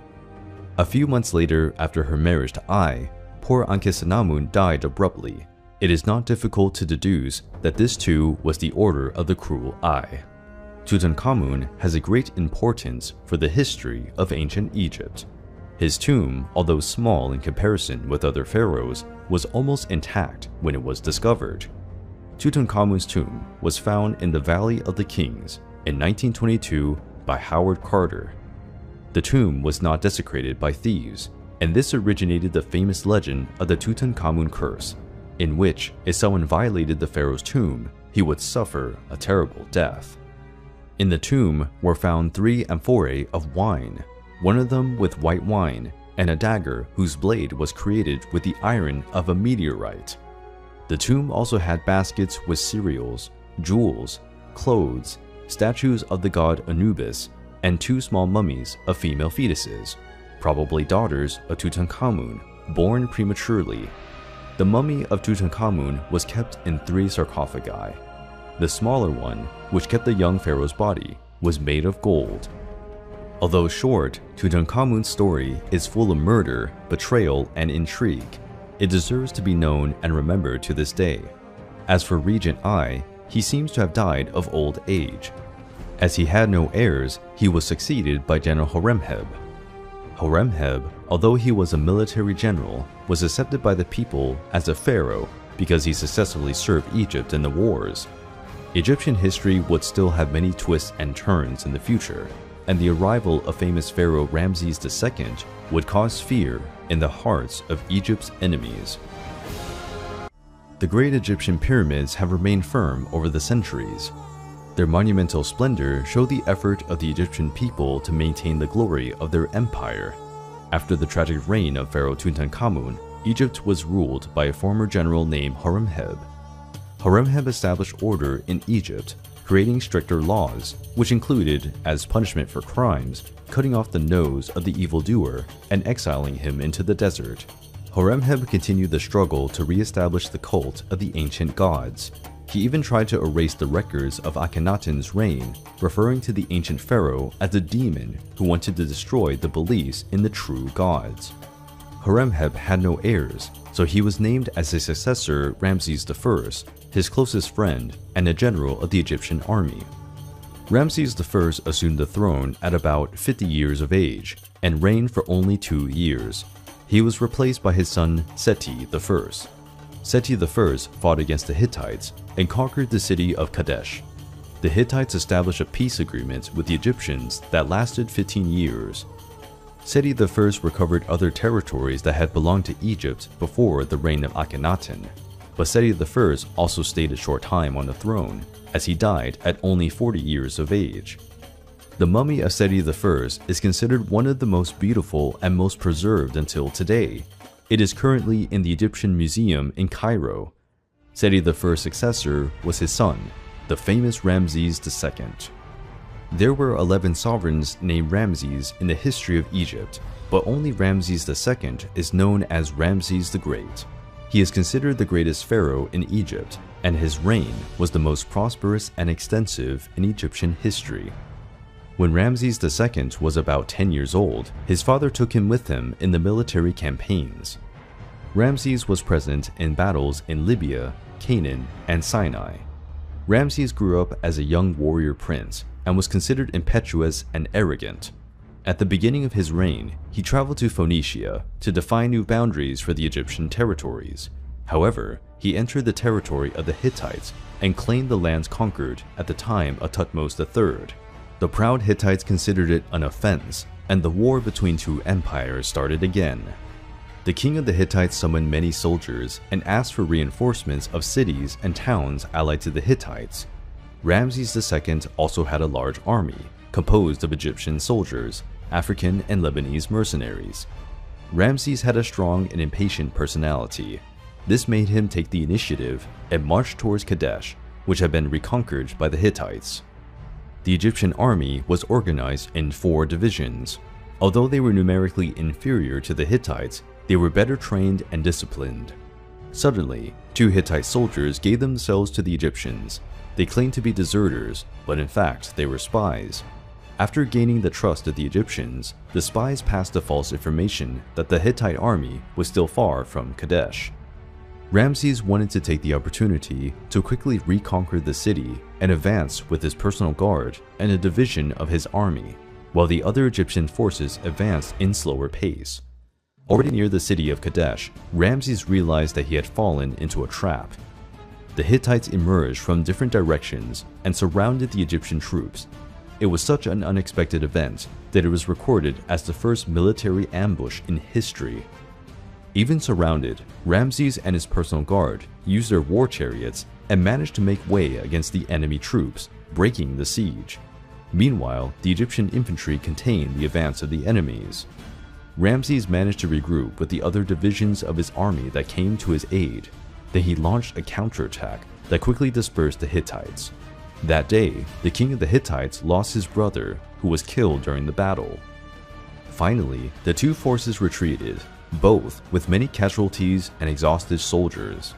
Ramses retreated to Egypt, and King Hittite to the north of his territory.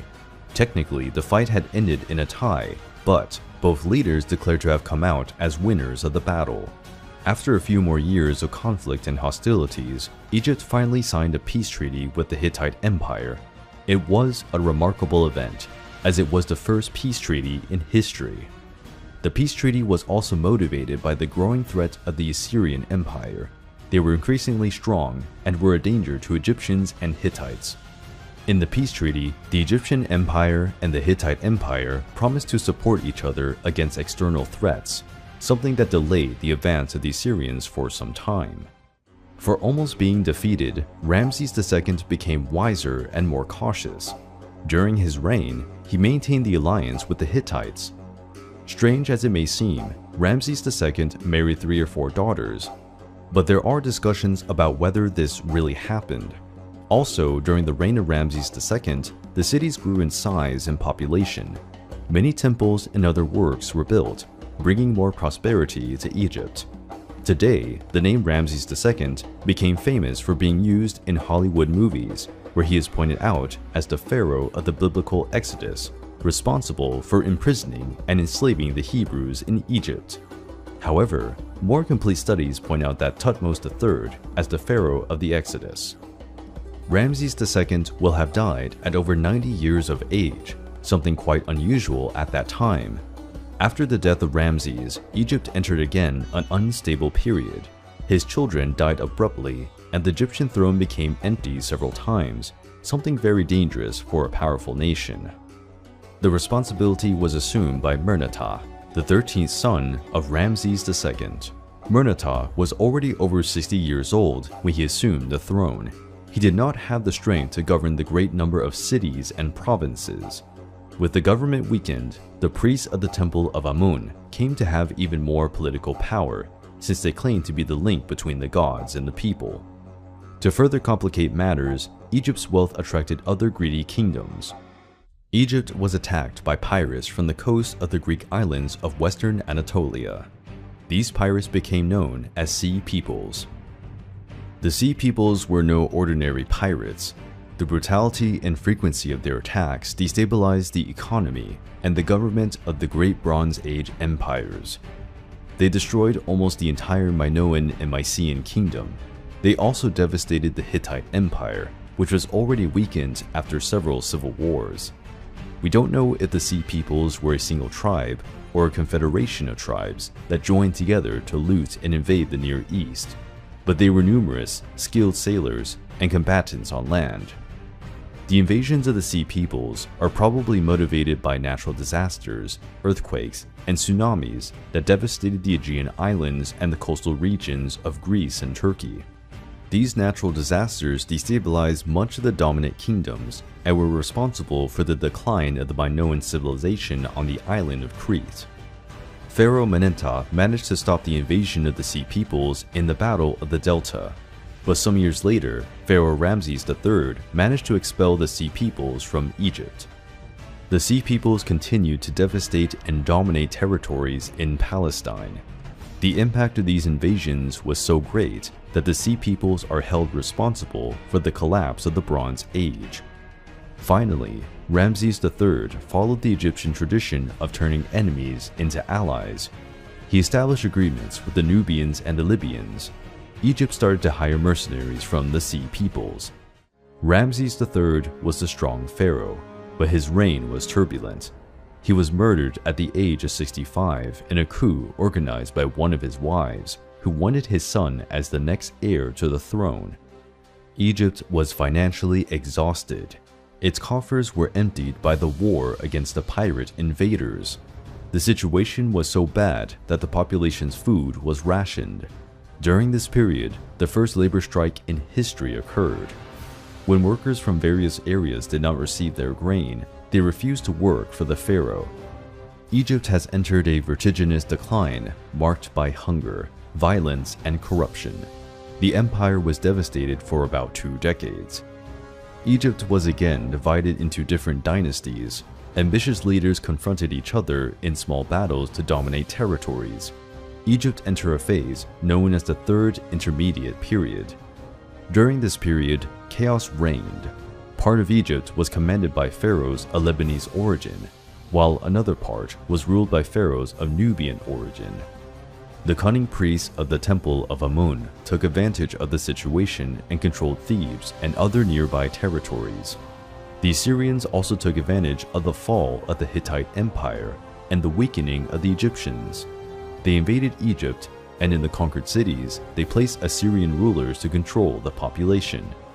Under the rule of the foreign forces, the once proud Egyptian empire was subjugated and impotent, but it would not be the end of its history. There were still many unexpected events. Throughout its history, Egypt went through periods of glory and power, but it also faced difficulties during the terrible droughts that brought hunger and suffering. The wealthiness of Egypt also attracted the attention of many powerful realms. Many enemies wanted to invade the Egyptian territories. In 525 BC, the Persians invaded Egypt, commanded by King Cambyses II. The Persians had already defeated the Babylonian Empire, and nothing seemed to satisfy their ambitions for new territories. The Persian domination of Egypt lasted until 332 BC and was overthrown by a young and ambitious conqueror, Alexander the Great. Alexander seemed unstoppable. He conquered city after city, winning battles even under unfavorable conditions for his army.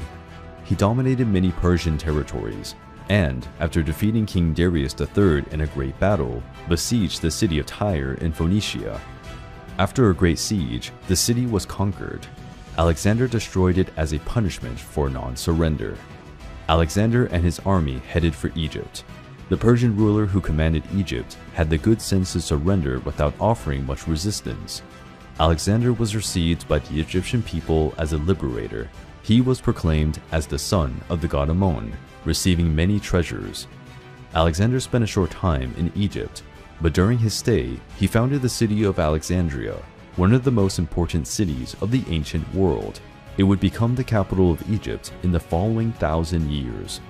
With Egypt's dominion secured, Alexander set out for Mesopotamia to attack the heart of the Persian Empire. After the death of Alexander the Great, the Egyptian government was controlled by the Macedonian general Ptolemy I.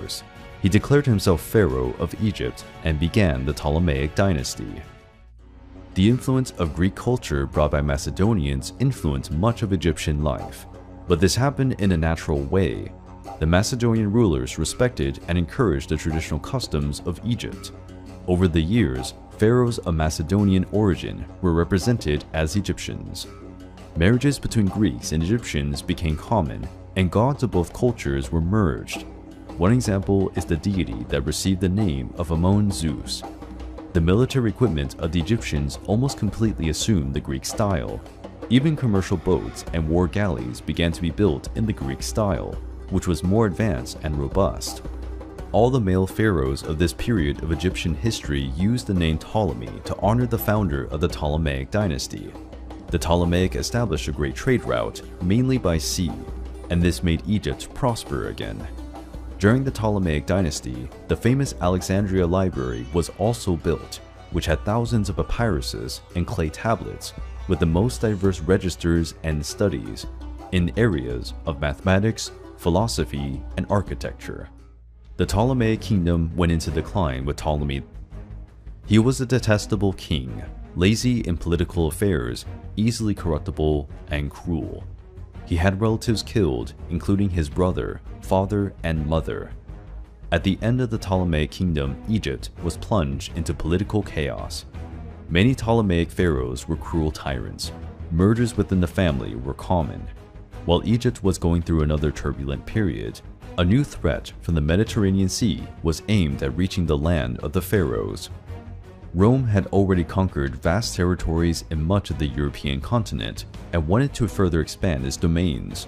The Roman Senate decided to intervene in the political situation of the Egyptians because Rome depended a lot on grains exported from Egypt.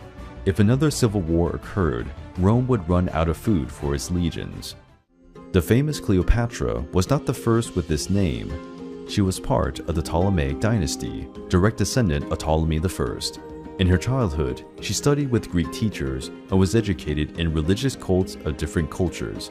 It was said that Cleopatra could speak 8 languages. Cleopatra became queen at 18. Despite sharing power with Ptolemy XIII, her younger brother, she seems to have dealt with the kingdom's problems alone. At the beginning of her reign, she had serious problems. Egypt was facing another drought and period of hunger. As time went by, Cleopatra's younger brother began to confront his sister. He had the support of his childhood tutors and other nobles who preferred a male ruler. Cleopatra married Ptolemy XIII, but it was a merely symbolic marriage, for they never had a good relationship, nor did they consummate the union. Ptolemy XIII eventually removed Cleopatra from her position and began to reign alone. The Egyptian population revolted, and of course, Rome was watching everything, fearing another civil war in Egypt. In 48 BC, Julius Caesar arrived in Egypt with his troops, staying in the palace of Alexandria. Cleopatra, knowing the fame of the Roman general, did not waste time and sought to establish an alliance with him. Cleopatra was successful in her negotiations with Julius Caesar. The two became allies and lovers. Now they needed to overthrow the usurper brother and recover the Egyptian lathe. Caesar called troops to besiege Alexandria. This was followed by a series of clashes between the Romans and Ptolemy XIII's troops. Finally, a great battle took place on the west bank of the Nile River. Ptolemy XIII had about 20,000 men, and Julius Caesar had a smaller number of troops. But Caesar advanced with his army, which received Greek reinforcements. Both military forces advanced by land, while the boats traveled along the Nile River. It was a battle that took place on land and water. Caesar and Ptolemy followed the movements of the troops as they sailed on their boats. The battle on land was brutal. Ptolemy's troops were on higher ground and forced the Romans to retreat. Many Roman soldiers fled and swam towards the boat. During the confusion, Caesar's galley capsized with the weight of the men who climbed aboard. Julius Caesar had to swim to the riverbank to survive. At the height of this confusion, the Greeks arrived to support Caesar. The Romans managed to regroup their troops and counterattack with the help of the Greek allies. They conquered the Egyptian camp where Ptolemy's troops were. With this turnaround, Ptolemy's troops fled to the Egyptian boats. Ptolemy's boat also capsized. Ptolemy was not as lucky as Caesar. He drowned because of his heavy armor, which dragged him to the bottom of the Nile. After the battle, Cleopatra returned to the throne. Most of the conspirators were arrested or executed. In 44 BC, Julius Caesar was murdered in the Senate of Rome. Cleopatra sought a new alliance with General Mark Antony. Mark Antony and Cleopatra were married in Egypt, but Rome never considered this marriage official, since Mark Antony was already married to a Roman. Mark Antony offered Cleopatra vast territories that belonged to Rome. In his will, he affirmed his desire to be buried in Alexandria. The Roman Senate rebelled and gave General Octavian permission to go to war against Mark Antony and Cleopatra. To face the situation, Cleopatra joined her army to that of Mark Antony. It was the largest maritime fleet ever seen in history. They left for Greece, where they were intercepted by the fleet of Roman ships. The maritime battle was disastrous for Mark Antony and Cleopatra. Their naval fleet was destroyed by the Romans. Luckily, both managed to escape alive. A year later, Octavian besieged Alexandria and defeated the city's defenses without much difficulty, destroying the plans and ambitions of Mark Antony and Cleopatra. Cleopatra was an enormously powerful woman. She managed to keep Egypt united and, throughout her life, protected the territory from being swallowed by Rome. Cleopatra's life and personality were so remarkable that they continue to be an inspiration to this day. In our channel, we have a mini-series that tells in detail the incredible story of this great woman. Take a look at the videos. After millennia of existence, memorable battles, and political intrigues, Pharaonic Egypt lost its independence and became a province under Roman rule. The legacy of the ancient Egyptians is extremely valuable to human history. And of course, Egypt will continue to be remembered as the cradle of one of the greatest civilizations ever.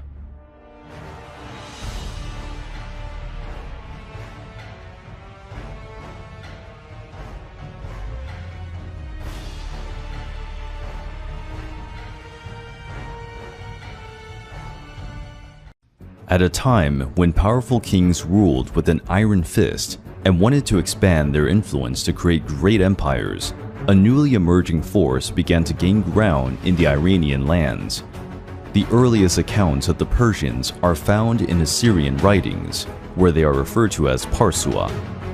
The Persian tribes, along with other peoples such as the Medians and Babylonians, spent a long time under Assyrian rule. However, around 609 BC, these peoples launched a huge revolt that had such an impact that it caused the collapse of the Assyrian Empire. During this time, the semi-legendary figure of the first Persian king, called Achaemenes, emerged. Although not much is known about Achaemenes, he founded the Achaemenid line that would rule over one of the greatest empires of the ancient world. Among the many Persian tribes, the Achaemenids were the most powerful, and for many years they ruled smaller tribes and conquered more territory, but they were still under the rule of the Median Empire. By 559 BC, Cyrus II, better known as Cyrus the Great, became king of Persia. His rise was troubled, however, and the precedents tell a surprising story to say the least. The Greek historian Herodotus tells that Astyages, Cyrus's grandfather, ruled Persia. One night, he had a dream in which he saw that Cyrus would become ruler of all Asia. Fearing that he would lose his authority, Astyages ordered his butler to take Cyrus, who was still a baby, to the mountains and kill him there. But the butler could not find the strength to carry out this cruel task, and handed the baby over to be raised by a shepherd. Astyages was furious when he heard this, and had the butler's son killed. When Cyrus was old enough, he returned to his country. After revealing his identity and amassing popular support, he dethroned Astyages and presented his claim to the throne, sparing his grandfather's life in the end despite everything. Cyrus the Great was an expansionist king, and under his reign the Persians conquered the capital of the Mediterranean Empire and ruled over an incredibly large territory rich in natural resources. But there was still an obstacle from the Mediterranean that threatened Cyrus's sovereignty: the Greeks. After the collapse of the Hittite Empire in the Late Bronze Age, Anatolia was settled by Greek colonies that formed the Kingdom of Lydia, which refused to be ruled by the Persians. Initially, the Greeks attacked the Persian territories believing that the Greek cavalry was superior. But, to their surprise, the Persians were quite effective with their horse and camel-mounted archers. The Persians brilliantly defeated the Greeks, and the Kingdom of Lydia was ruled by Cyrus. As early as 539 BC, Cyrus and his army besieged Babylon and captured it. The Persians were welcomed as liberators by the Babylonians, who suffered from an abusive rule by King Nabonidus. The Persians not only restored political order in Babylon, but also liberated the Jews who were captive in the city, ending the famous period of Babylonian captivity. Thus, Judea became an allied kingdom of the Persians, and its territory served as protection against the Egyptians. The Persians also developed a good relationship with the Phoenicians, who were great traders and navigators. Cyrus the Great was also known for being a generous and benevolent king. He forgave his defeated enemies, and even placed them in positions in his army or government. He was also known for respecting the religious beliefs of the peoples he conquered. Perhaps one of his most memorable acts was the abolition of slavery during his reign, an act that clashed against all the customs of his time. To reinforce his noble decision, Cyrus issued a decree that is considered the world's first human rights law.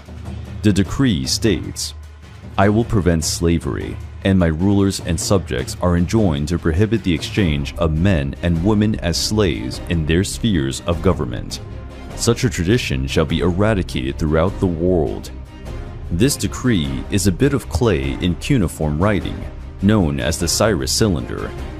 In fact, many peoples were happier and better off under Persian rule. Cyrus ruled a variety of different cultures and societies in good harmony, a feat unprecedented in human history, earning him the title of the later Shepherd King. Cyrus died in December 530 BC.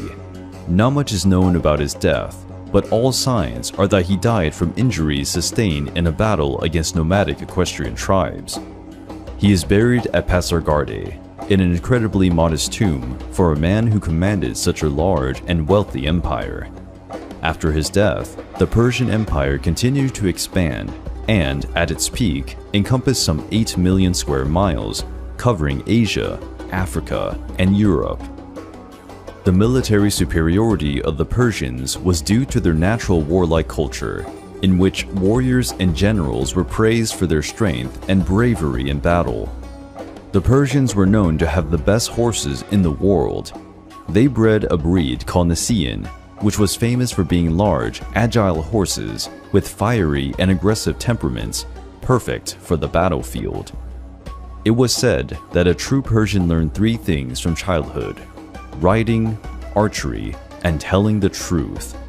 Telling lies, being dishonest, or observing corruption was punishable by death in some cases. Those who observed truth and honor were highly respected in society. The main strength of the Persian army was in their archers, whether on horseback or on foot. They also made good use of camels, as the size and smell of these animals frightened the horses of the enemy army. Since the Persian army spanned many different countries, the army was composed of many peoples of different cultures, including Persians, Medians, Phoenicians, Chaldeans, and even Egyptians and Greeks in the military ranks. The elite warriors were the Immortals, a force of 10,000 highly trained men who served as the royal guard. The Immortals followed the Persian model and wore colorful clothing, heavy armor, helmets, sometimes even masks, a spear with an iron tip and a counterweight on the other end. They also carried bows and arrows. The Immortals fought in a disciplined way and never backed down from the enemy. Whenever a warrior fell in battle, he was immediately replaced by one of his fellows, giving the impression that he was returning from the dead. As a system of government, the Persians maintained many capitals, a fine method to keep control over the vast territory of the empire. Persepolis was the most luxurious and impressive city of the empire, whose edification was initiated by King Darius I. The Persepolis Terrace is more than 125,000 square meters, and the walls of the palaces are up to 20 meters high. Another impressive fact about Persepolis is that it was built by free laborers. Men and women were paid according to their role in the construction. The Persian religion was Zoroastrianism, founded by the prophet Zarathustra and considered the first monotheistic religion in history. Zoroastrianism also includes belief in a divine paradise, a hell and its demons, belief in the coming of a Messiah and resurrection, and a final judgment in which all souls will be judged. Zoroastrianism exists to this day and is worshipped by some people living in Iran and India. In 499 BC, the Persian Empire was already unbelievably large. However, with such a huge territory, problems also increased. Especially the problems with the Greek cities in Macedonia, Thrace, and Lydia, which led to constant revolts. The Greeks were always proud of their freedom and fought with all their might to defend their city-states. The Persian king Darius I was a great king and accomplished many things for the Persian people and the nations he ruled. Darius I vowed to conquer all of Greece, but to do so he would have to cross the Black Sea with his huge army. This would take many months and give the Greeks a chance to strengthen their defenses. To solve this problem, Darius applied an ingenious solution. The Persians assembled many ships and built a bridge that connected Anatolia with Europe at a place called the Bosphorus Strait. According to Herodotus, Darius I managed to cross about 70,000 or 80,000 Persian soldiers in this way. Despite some victories in Macedonia, Darius I had difficulties against the Greeks. He planned to retreat to Persia and return with more soldiers, but he finally died a natural death before he could achieve his dream. The one who took the throne and continued Darius' wish was his son, Xerxes I. The famous King Xerxes was the son of King Darius I with Queen Atossa, being the grandson of Cyrus the Great. In the biblical texts of the Old Testament, he is called by the name Ahasuerus, and it is known that he married Esther, who was of Jewish origin. Xerxes continued the war against the Greeks, in a period that has gone down in history as the Median Wars. Several epic battles took place, such as the Battle of Marathon, the Battle of Thermopylae, the Battle of Salamis, and the Battle of Plataea. Under Xerxes, the Persians fought against King Leonidas and his 300 Spartans, supported by another 6,000 Greeks from various cities. After defeating the Spartans at the Battle of Thermopylae, Xerxes and his army managed to sack the powerful city of Athens. Enraged by the stubborn resistance of the Greeks, Xerxes ordered Athens burned to the ground, even though this violated Persian custom to protect conquered cities and their inhabitants. Much of Athens was destroyed, including the sanctuaries. The next day, after appeasing his anger, Xerxes repented and had Athens rebuilt. In response to this attack, the Greeks assembled a large fleet of ships, commanded by the Athenian general Themistocles. The Greeks destroyed the Persian ships, and Xerxes had to quickly retreat to his territories to avoid being trapped with his army in Greece. Xerxes returned to Persia, psychologically devastated at losing so many men and the chance to conquer Greece, and was finally murdered in 465 BC in a political conspiracy devised by one of his ministers. After the death of Xerxes, the Persians gave up trying to conquer Greece, which probably saved much of Europe from being swallowed up by the Persian Empire. After many years of battles and turbulent successions, all was not well in the empire. The Egyptians, who were under Persian rule, revolted, and many other kingdoms followed suit. Until 336 BC, the Persian Empire was ruled by King Darius III. However, in 334 BC, Alexander the Great left Macedonia and began his campaign, conquering many territories that had previously belonged to the Persians. After years of fighting, King Darius III was defeated by Alexander at the Battle of Issus and fled with his family to the city of Ecbatana. Alexander went to Mesopotamia and eventually captured the city of Persepolis. Although Alexander was not in favor of unnecessary destruction and violence, things became chaotic in the Persian cities taken by the Greeks. Persepolis was sacked and burned down, and the same happened in Pasargadae. The story goes that Alexander went to Pasargadae to visit the tomb of Cyrus the Great, a man Alexander began to admire because of the stories he was told. When Alexander arrived, he was confused and angry to learn that Cyrus's tomb had been desecrated and looted, probably by Persian priests. He had Cyrus's tomb rebuilt and punished the priests. The ruler of Ecbatana betrayed King Darius III and had him assassinated, which marked the end of the last of the Persian kings of the Achaemenid line. Although he was his enemy, Alexander held a grand and righteous funeral for Darius III. and cruelly punish those who ordered the death of his rival. Although some works of popular culture portrayed the Persians as bloodthirsty and cruel invaders, the truth is that they were very sophisticated for their time, especially in social areas and systems of government. Many historians agree that Alexander the Great did not build an empire, but conquered one that the Persians had established centuries before his birth. Whether as skilled warriors, wise kings, or ruthless conquerors, the Persians have left a precious legacy to human history. A maritime power arose in the beating heart of the ancient Mediterranean, rivaling the greatest civilizations of its time, the Carthaginians. Hailing from mysterious Phoenicia, these seafaring masters established Carthage, a prosperous city on the North African coast. With unparalleled naval skills, trade networks spanning seas and continents, and an insatiable hunger for expansion, the Carthaginians excelled in their epic rivalry against the rising might of Rome. The Carthaginians originated in Phoenicia, a Levantine region that largely covers modern Lebanon and parts of Syria and Israel.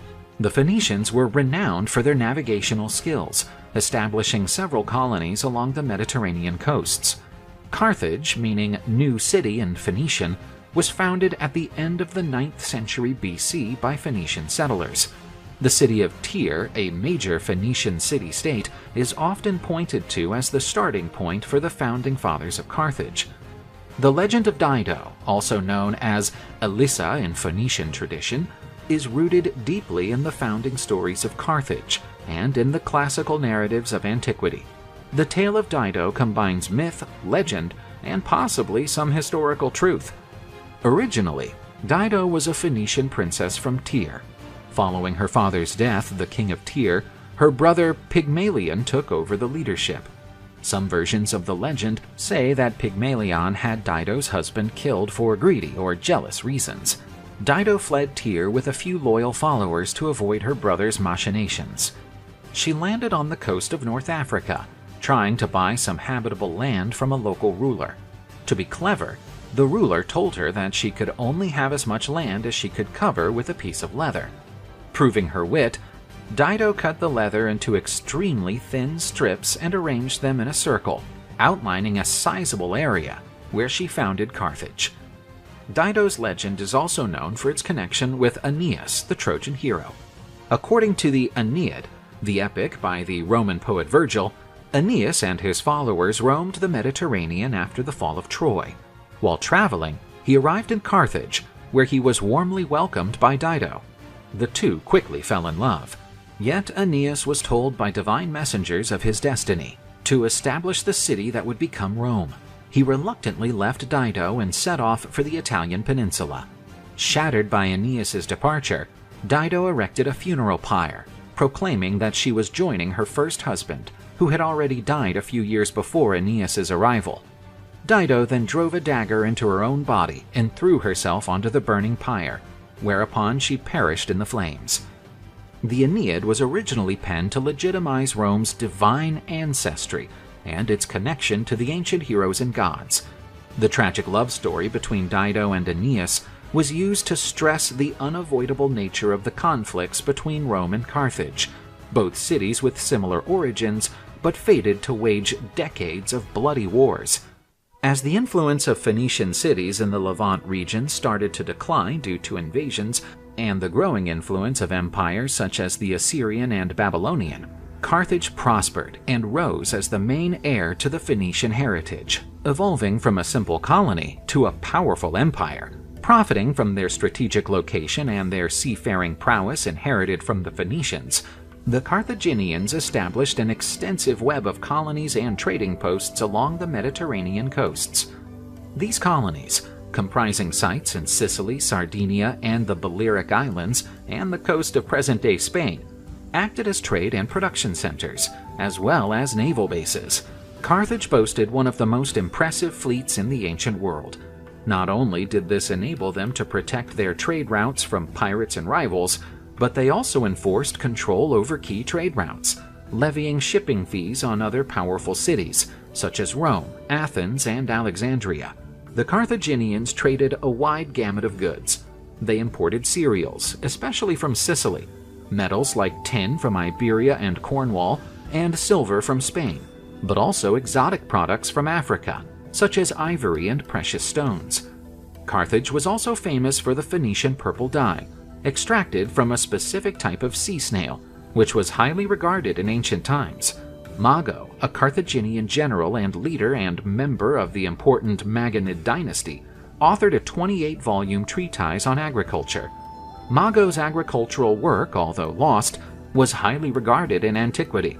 It was translated into Latin and influenced Roman agricultural philosophy. The Punic alphabet, a variation of the Phoenician alphabet, came into use in Carthage and its colonies. Whilst the Punic language itself eventually died out, the alphabet made an impact on the development of other writing systems. Carthage was one of the first Western Mediterranean city-states to mint its own currency, which made trade and economic integration easier between its different colonies and territories. Trade was not just about goods. There was a continuous cultural exchange. Agricultural techniques, crafts, and technological developments were also spread through Carthage's trade routes. The Carthaginian religion, anchored in Phoenician traditions and customs, was a crucial part of daily life and Carthage's cultural identity. While much of what is known about Carthaginian religion is drawn from external sources, especially Roman and Greek, which frequently viewed Carthage through hostile or exotic perspectives, it is still possible to pinpoint core elements of this religious practice. As with their Phoenician predecessors, the Carthaginians adored a range of deities. The main were Baal Hammon, often associated with fertility and agriculture, and Tanit, a goddess of the moon, fertility, and in certain contexts, a funerary figure. Tanit became particularly prominent in Carthage and is often represented by a specific symbol that bears a resemblance to a female figure with her arms raised. Temples were hubs of religious activity, and many were found in Carthage and other Carthaginian colonies. Offerings, frequently of an agricultural nature, were common.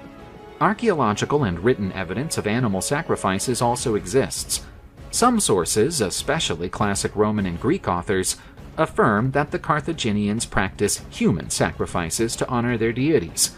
Studies of recent archaeological evidence have suggested that, while cremation rituals were common, the extent and context of human sacrifice are still up for debate.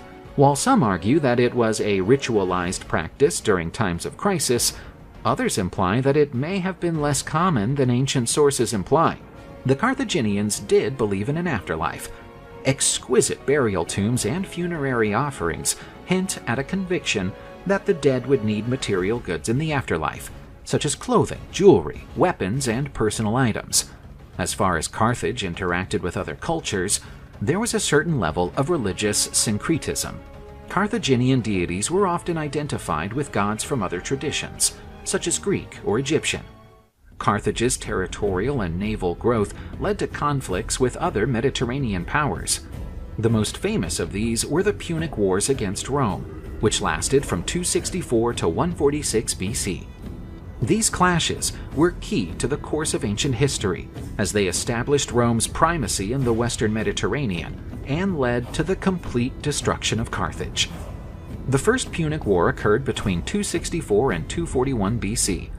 The primary cause of this war was the scramble for control of Sicily, particularly the cities of Messina and Syracuse. It was mostly a naval war, with some land battles in Sicily. Carthage, with its powerful navy, had the upper hand initially, but Rome quickly adjusted to naval warfare and introduced the corvus, a kind of mobile pontoon bridge to board and capture enemy ships. The war ended in victory for Rome. Under the Treaty of Lutatius, Carthage was forced to abandon Sicily and pay a large indemnity to Rome. The Second Punic War took place between 218 and 201 BC.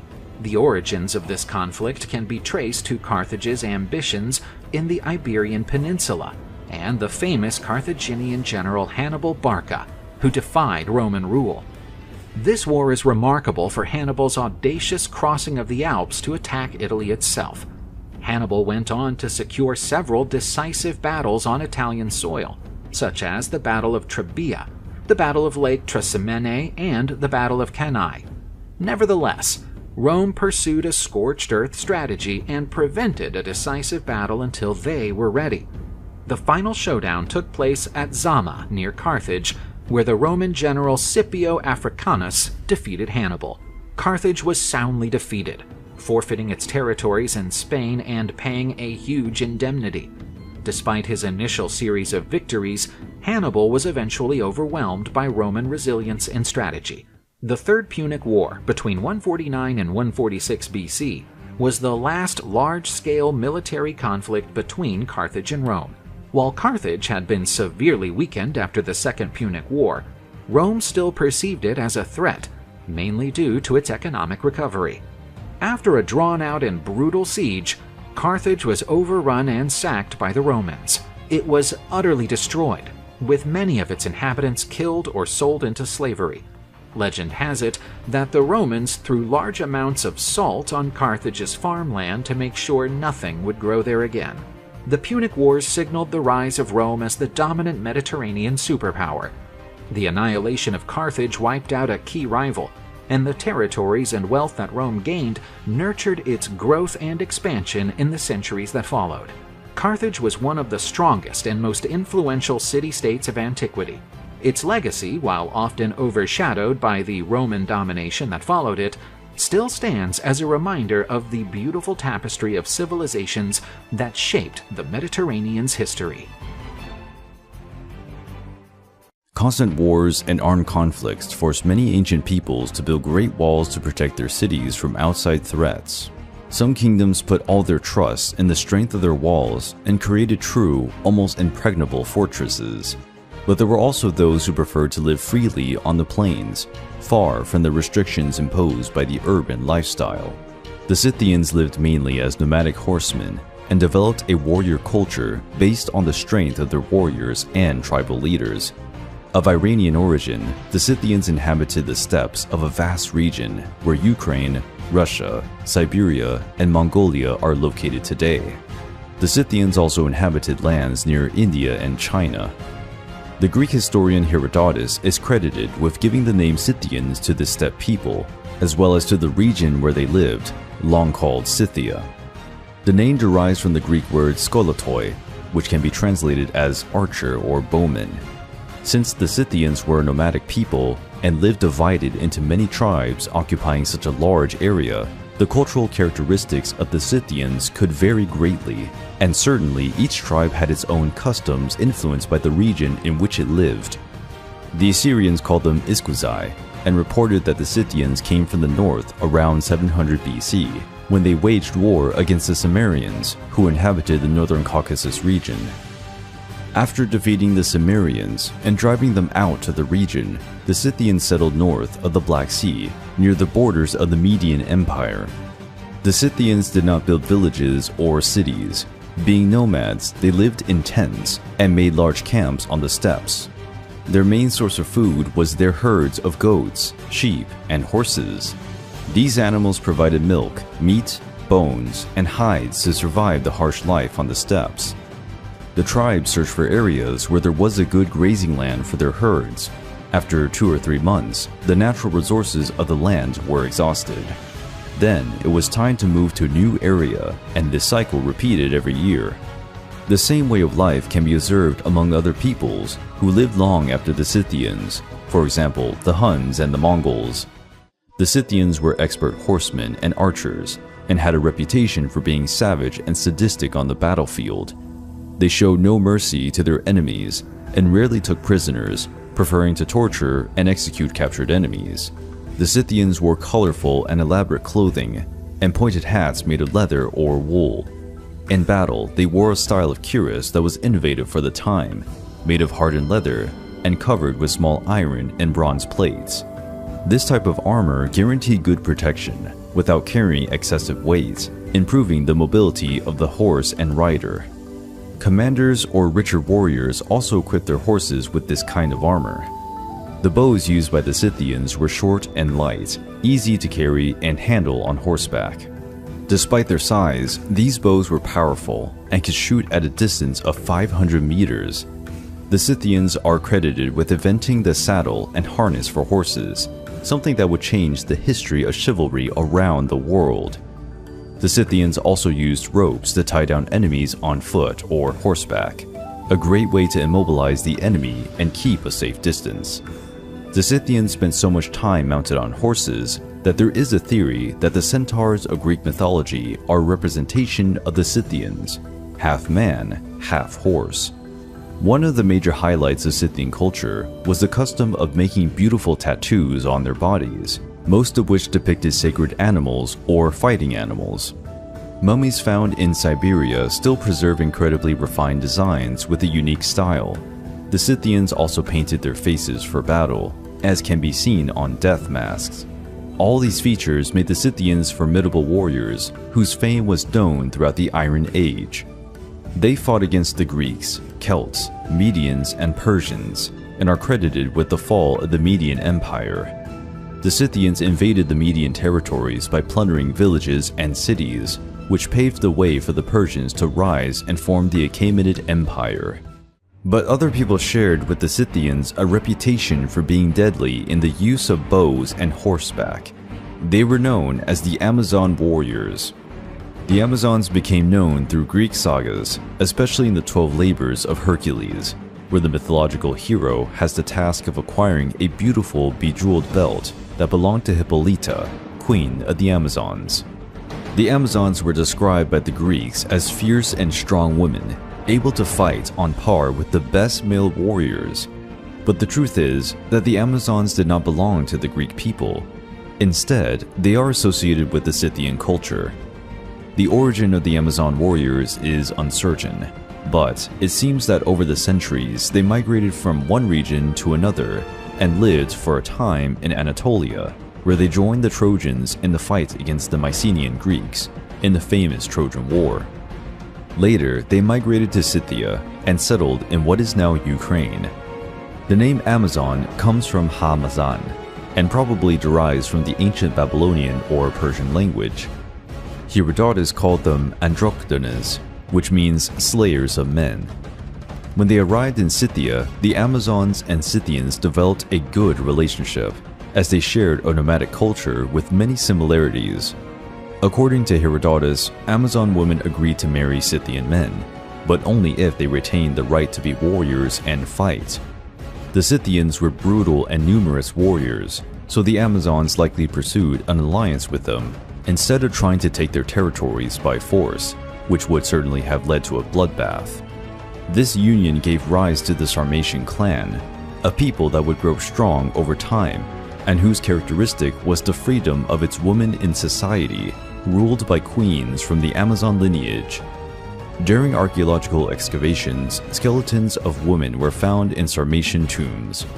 What attracted the attention of researchers was that many were buried with weapons and armor, and some had battle wounds on their bones. The Scythians did not possess any form of writing. Unfortunately, they left no written records about their people.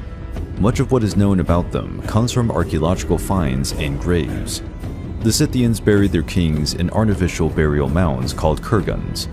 In many cases, the dead were given to wild animals, in a custom known as celestial burial. The religion practiced by the Scythians remains nameless and little is known about it. Herodotus tells us that the Scythians worshipped a pantheon of 7 gods and goddesses, and that they believed in the spirits of nature, which often came into the world in the form of animals. For the Scythians, the world was divided into the realm of birds, which were part of the heavenly world, the realm of the herbivores, which was largely the earthly world, and the realm of carnivores, which was the part of the subterranean world, as these brought death to other living creatures. The Scythians worshipped deer in particular. They depicted these animals on many gold coins and decorated their horses to look like deer. Human sacrifice was also common, including that of prisoners of war, and there was evidence of the custom of cannibalism among the Scythians. To be captured by them meant to be certain of a dreadful death. The Scythians did not build temples, but they left stone sculptures of warriors throughout almost the entire region they inhabited. According to Herodotus, the Scythians used sadistic customs, like using the skull of an enemy as a cup to drink wine and fermented milk. They also used to inflict wounds on themselves when they were mourning to show that they were grieving for the death of a loved one.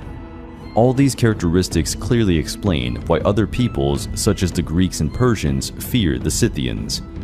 From the point of view of people who prided themselves on being civilized, the Scythians were bloodthirsty and brutal barbarians. Many Scythian warriors and Amazons served as mercenaries in different nations, working for the most powerful nations of their time. They also traded with many different cultures, which allowed them to develop an artistic style filled with Greek, Egyptian, Persian, and Chinese references. They were particularly skilled in working with gold. The quality and precision of their work were unraveled in the ancient world and would be difficult to replicate today, even with modern tools. Around 300 BC, the Scythians simply disappeared from the face of the earth.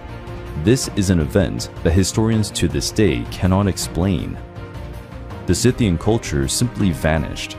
It is not known for sure if there was a war between the tribes, or factors such as climate change that made survival on the plains difficult, but the fact is that the Scythians dispersed. The Sarmatian clan continued to live in the area and developed, but their culture changed a lot due to the influences of Greek culture. The Scythians are not considered an empire because they did not build cities and were not organized under a single leadership, but if they had, they would have been incredibly powerful. A people that was able to live off the land and strike fear into the most powerful empires of their time came to an end. Despite their mysterious demise, the Scythians left their mark on history. The Iberians were the pre-Roman settlers of the Iberian Peninsula, the area which today comprises Spain and Portugal. From the early 1st millennium BC, they evolved into distinct communities and city-states, marked by intense cultural and linguistic development. Research into genetics and archaeology indicates that the Iberian Peninsula hosted a number of migrations and invasions over the millennia. Hunter-gatherer groups, for instance, reached the peninsula at the end of the Paleolithic period. Then, during the Neolithic period, farmers from the Near East spread in. Several theories have been put forward about the Iberians' origins. Some claim that they descend directly from the peninsula's first Neolithic inhabitants. Others propose that the Iberians may have come from more recent migrations, possibly from North Africa or the Eastern Mediterranean, with Iberian culture emerging sharply around the 1st millennium BC. The Iberians were far from a homogeneous group, but rather different tribes with closely related languages and cultures. Their writing, known as Iberian script, is partially undeciphered yet and differs from Indo-European languages. The only potential remnant of the Iberian language family is Basque, spoken in northern Spain and southwestern France. But this connection is still a matter of debate. There is also some evidence of Celtic cultures in the north and west of the Iberian Peninsula. These Celtic and Iberian cultures were eventually blended in some areas, resulting in what some historians call Celtiberian peoples, such as the Vetones, Vachai, Lusitanians, and Carpetani. The Iberian society comprised city-states or fortified communities called oppida. Often, these cities were built on high ground, facilitating defense. They had no unified system of governance. Each city or tribe had its own hierarchy and leaders. The Iberians were agriculturally savvy, growing cereals, vines, and olive trees. They were also known for their metallurgical abilities, especially working with iron, silver, and copper. Trading in metals, as well as exporting other goods such as olive oil and wine, was crucial to the Iberian economy. The trade relations built up with the Phoenicians, Greeks, and Carthaginians helped boost the Iberian economy. The Iberians' religion, as with that of so many ancient peoples, was deeply embedded in their daily practices and their understanding of the world around them. The Iberians were polytheists, venerating a pantheon of deities.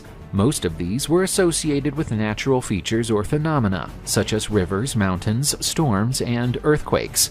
The Iberian ladies are probably the most iconic artistic representations of the Iberian religion. They are stone sculptures, often seen as representations of deities or major figures in religious rituals. There are traces of specific sites, often in natural landscapes such as springs, caves, or mountains, which were considered sacred and used for rituals or offerings. Artifacts unearthed at archaeological sites indicate that the Iberians made offerings to the gods, which may have included objects such as weapons, jewelry, or pottery. Some researchers also suggest that animal or perhaps human sacrifices may have been part of certain rituals. Handling the dead was an important part of Iberian religion. Well-built and lavish tombs, as well as the custom of burying the dead with valuable goods, hint at beliefs in an afterlife and the need to placate or honor the gods and ancestors.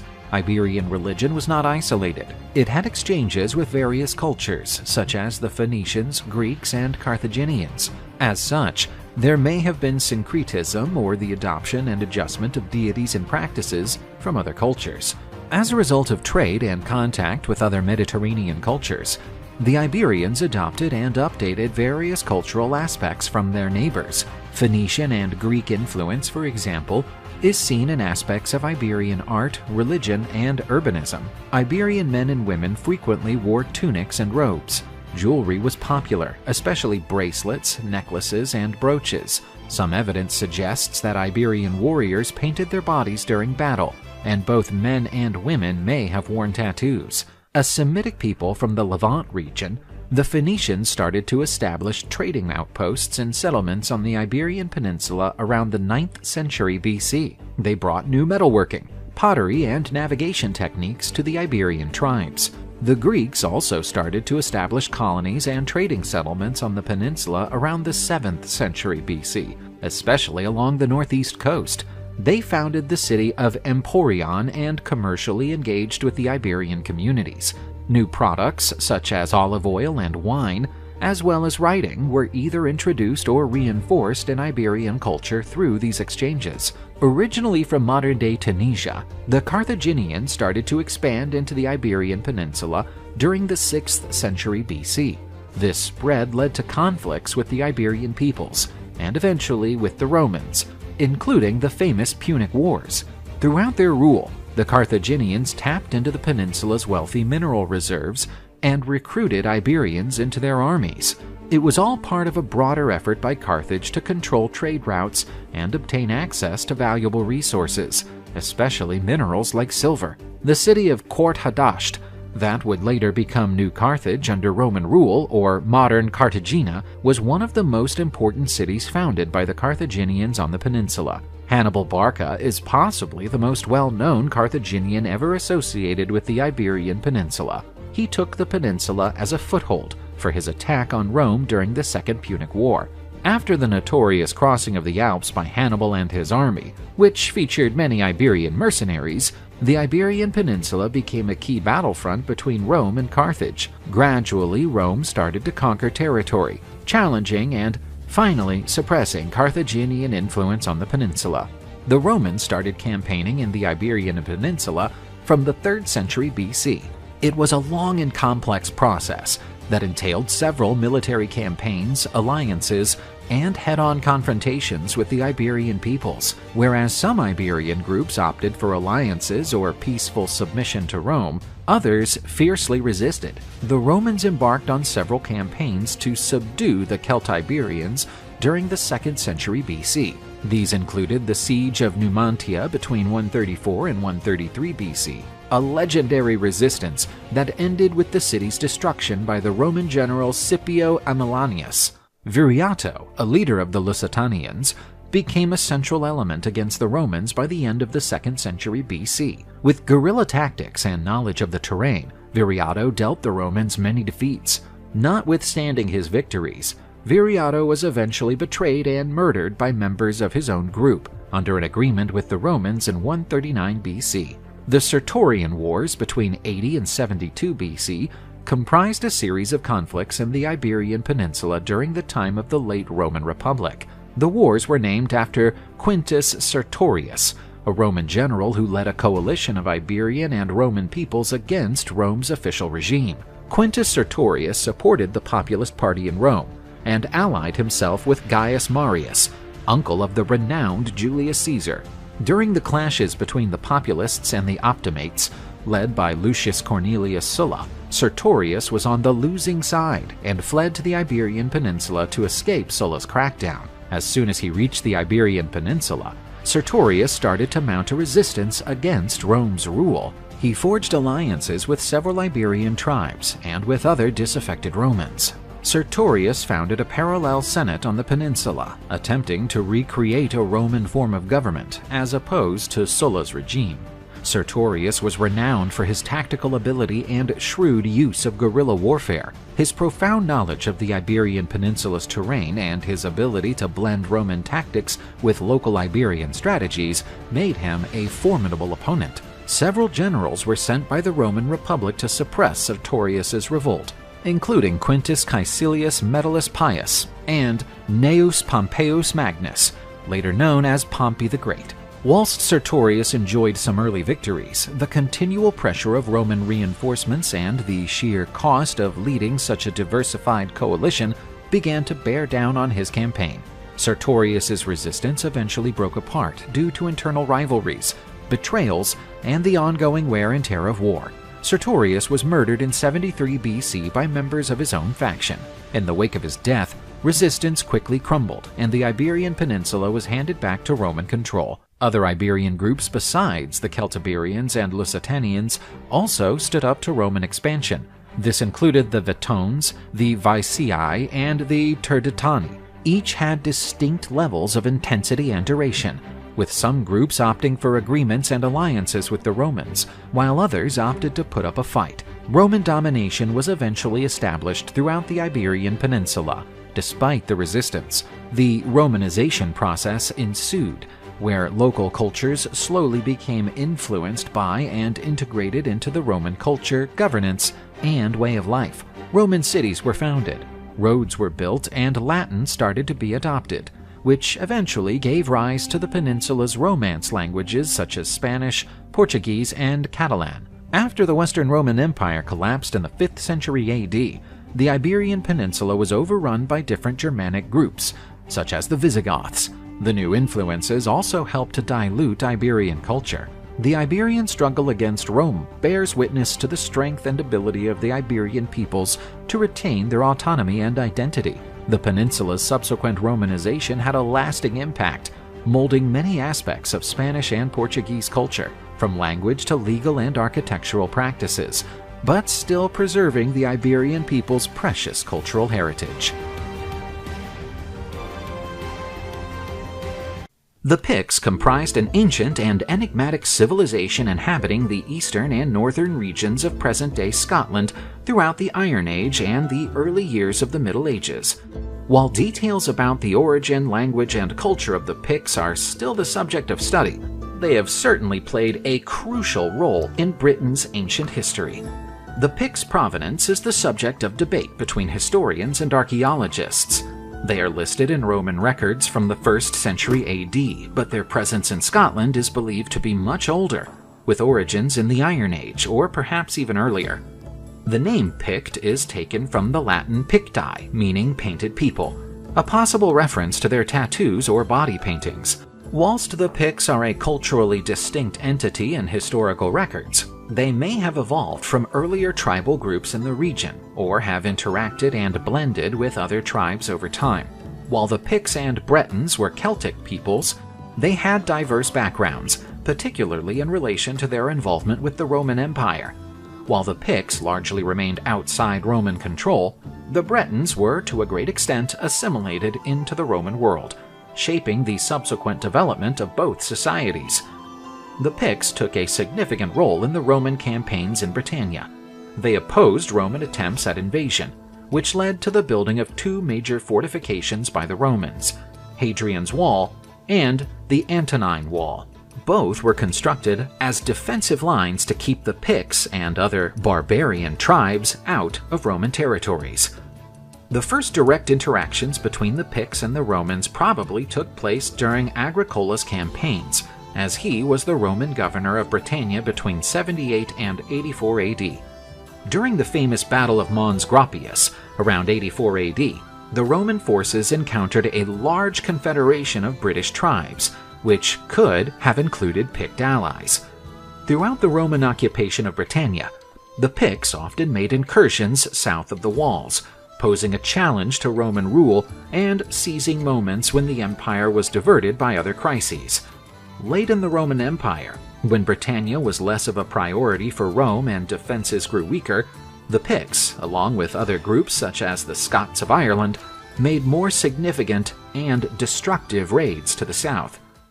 The Picts were known for their unique carved stones, displaying an array of symbols and images, many of which have remained a mystery. There is much and varied symbolism on Pictish stones, encompassing animals, objects, geometric patterns, and human figures. Most Pictish stones can be found in the northeast of Scotland, particularly in areas such as Aberdeenshire, Orkney, and Shetland. They can, however, also be found in other areas of Scotland. The Picts, who settled in present-day Scotland during antiquity and the early Middle Ages, were not a monolithic unit. Rather, they comprised a series of kingdoms or tribes that at times competed, but also united against external threats, particularly the Romans and later the Viking invaders. Each kingdom had its own king or tribal chief. Sometimes, however, especially when faced with external threats, a ruling figure emerged who exerted authority over several Pictish kingdoms. As time went on, the Pictish kingdoms began to unify under a single monarch, particularly during and after the 7th century AD. This was driven by external factors, such as the Viking threat, and internal factors like political alliances and marriages. The Pictish language is yet another mysterious subject. It is generally accepted that they spoke a Celtic language, but its exact nature in relation to the British and Gaelic languages is still controversial. Some scholars believe that Pictish was a British language, while others contend that it was a distinct tongue. The Christianization of the Picts is frequently associated with the mission of Saint Columba, an Irish monk. In 563 AD, Saint Columba and his companions founded a monastery on the island of Iona, off the west coast of Scotland. From Iona, Saint Columba and his followers undertook missions to evangelize the Picts. Among the most famous stories concerning Saint Columba is his encounter with King Bredi, ruler of a considerable part of Pictish territory. Reportedly, Columba visited Bredi's fortress, possibly near modern-day Inverness in Scotland. Columba impressed Bredi with his faith, wisdom, and the associated miracles during his visit. Bredi was consequently converted to Christianity, which had significant implications for the later Christianization of the Picts, as kings played a pivotal role in adopting and spreading the Christian faith among their subjects. The merging of the Picts with the Gaels is a pivotal milestone in Scotland's formative history. This joining of two distinct peoples led to the emergence of a unified Scottish identity. The Gaels, originally from Ireland, established themselves in the west of present-day Scotland, primarily in the region known as Dalriada. This migration most likely began around the 4th or 5th century and established a significant Gaelic presence in the region. The Picts, on the other hand, mainly inhabited the northern and eastern regions. Viking raids near the end of the first millennium helped forge a closer union between the Picts and the Gaels. The two groups faced the Viking threat frequently, and it was often beneficial to rally against this common enemy. The Pictish king Kenneth MacAlpin is traditionally regarded as the monarch who united the Pictish and Gaelic kingdoms under his rule in the mid-9th century, establishing the foundations for Scotland's medieval kingdom. The nature and exact details of this union are a matter of debate, however. Some historians argue that it was less a merger and more an assimilation or even a conquest of the Picts against the Gaels. The Pictish story is a fascinating and, in many cases, mysterious topic in British history. While much of their culture and history remains unknown, their legacy bears traces of a resilient and artistic people who challenged one of the greatest empires in history and left a lasting mark on their homeland. The European continent was inhabited by many different peoples throughout human history. The first tribe dates back to prehistoric times. The The fusion of tribes from different European regions gave rise to many peoples who shared genetic ties, language, and culture, with many religious and social similarities. These tribes had different names, but the ancient Greco-Roman authors called them the Celts. The origins of the Celts goes back to the last Ice Age, with origins in the hunter-gatherer tribes that spread across Europe after the melting of the ice sheet. Among the best-known peoples who share the Celtic culture are the Gauls, Bretons, Belgians, and the ancient Irish. The Bretons were the Celtic tribes who migrated to Great Britain, where England and Scotland are today. The Gauls and the Belgians were the Celtic peoples who lived in the region of Gaul, where today is France, Belgium, and part of Italy. The Celtic culture began to develop around 800 BC with the establishment of trade routes between the tribes and other European peoples. For example, the Greeks, who referred to the Celts as Keltoi, maintained a continually active trade. The Celtic trade lines were incredibly extensive, and Chinese silk fabrics have been found in ancient graves of Celtic nobles. During the Iron Age, the Celts expanded their territories. In 400 BC, they invaded southern Europe, where Switzerland is located today. In 390 BC, they invaded the Italian peninsula and sacked Rome. This left a mark on Roman history and pride, from which that moment on had a great aversion for the people they called barbarians. At the time when Rome began its campaigns to conquer new territories, there were about 44 Celtic tribes scattered throughout Europe. Each had its own particularities in the way they lived and fought. The Celts developed an alphabet known as Ogham, the tree alphabet. The origin of the alphabet is uncertain, and it may have originated from Britain. Julius Caesar commented that the Celts from the tribe of the Helvetians also used the Greek alphabet. Given that this type of writing was uncertain and had variations, not all Celtic peoples used it in the same way, creating some confusion in the historical records. The foundation of Celtic society was agriculture. They grew wheat, barley, beans, and peas, and raised herds of goats, sheep, and cattle. They also made trade possible. Rome, for example, imported grain from various Celtic tribes to support its luxurious city.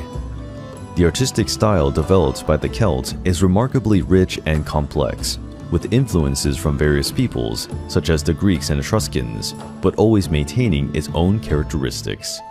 Using geometric designs and spiral figures, the Celts created beautiful images of animals and sacred objects. This type of art is known as Celtic knot, which would later influence the art of the medieval period. The Celts were very skilled at handcrafting metals, including bronze, silver, and gold. They made drinking utensils, decorative pieces, and jewelry of many different kinds. A highly prized ornament of the Celts was torques, a kind of necklace usually worn by men. The most valuable ones were made entirely of gold. The Celts had a proud warrior culture, where they always tried to extol courage and virtue in battle. With this in mind, they produced weapons and pieces of armor that served as war trophies or decorative objects. Many objects have been found in archaeological excavations, among them bronze shields adorned with semi-precious stones, bronze helmets adorned with animal figures, and even highly detailed gold helmets.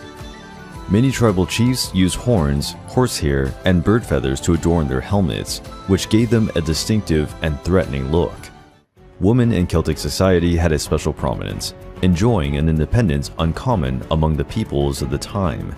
They were entitled to their own land, cattle, and personal wealth. In most cases, they can also choose whom to marry. And if the marriage was not good for the woman, she had the right to divorce them without being judged by others. Some women also learned to fight if they so wished. This was important for their own protection and the defense of their home and children, especially when the men spent a lot of time devoted to hunting or war. It was not uncommon for women to participate directly in war, especially when their entire clan or village was in danger. The most famous of these Celtic warriors was a woman named Boudica from the Iceni tribe inhabiting Britain. After the death of her husband in a battle against the Romans, Boudica and her daughters were imprisoned and humiliated by the Romans. Boudica swore revenge, and, gathering other Celtic tribes, she ravaged 2 Roman colonies, killing all the citizens. One of these colonies was Londinium, where London is today. The Celts used to dye their hair white. Before battle, they also made blue paintings and tattoos on their bodies. These paintings could represent animals or holy spirits. It was a way for them to summon strength and courage at the moment of battle. The Celts also used chariots in battle. Usually one warrior would drive the vehicle and the other would throw darts. Chariots were so highly prized that many nobles were buried along with the wheels or even the full vehicle. Some warriors fought totally naked, battling with great fury and terrorizing the enemy, proving that they needed no protection to fight. About the appearance of Celtic warriors, the Roman historian Diodorus wrote, "Their appearance is terrifying. They are tall, with strong muscles under a white skin. They have blonde hair, but it is not a natural blonde. They bleach their hair and comb it back. They look like wooden demons, with their thick, unkempt hair like a horse's mane." But despite their ruthless and cruel reputation, the Celts also treasured music, poetry, and philosophy. The oldest city in France is called Marseille, and during the Iron Age, it was inhabited by a Greek colony. Many Celts visited Marseille to learn philosophy, to learn and to read and write with the Greeks. In their religion, the Celts believed in many gods and spiritual beings. Most of these were associated with the forces of nature and governed the cycle of life. As with most religions, the Celts also had religious leaders and representatives. These were known as Druids. The mysterious Druids formed a priestly caste. Their exact function in Celtic society is still debated by scholars. Some historians consider that they had the role of spiritual advisors and not exactly cult leaders. Their main symbol was the oak tree, which explains the meaning of the word druid, meaning oak root, which refers to a type of ancient knowledge rooted in the soil.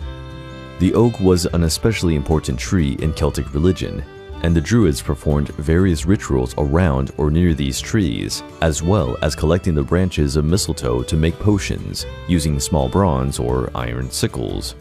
Druids seem to have been an independent group in Celtic society, not belonging to any specific kingdom or tribe. Still, they were above any king or tribal leader. If a group of Druids voted against a king's decision, he was forced to accept the decision of the priests. Druids dressed in white or light gray. Apparently, they lived away from towns and cities, preferring to live in small groups or even alone in the forest. Although the image of Druids is associated with old men with long beards, there were also female Druids known as Druids. There is evidence that Druids made sacrifices of animals and humans. The Roman general Julius Caesar describes a macabre ritual known as the Wickerman. In this ritual, a large effigy in the shape of a man was built. Inside it, men and women accused of crimes or prisoners of war were incarcerated. In some cases, even innocent people were imprisoned.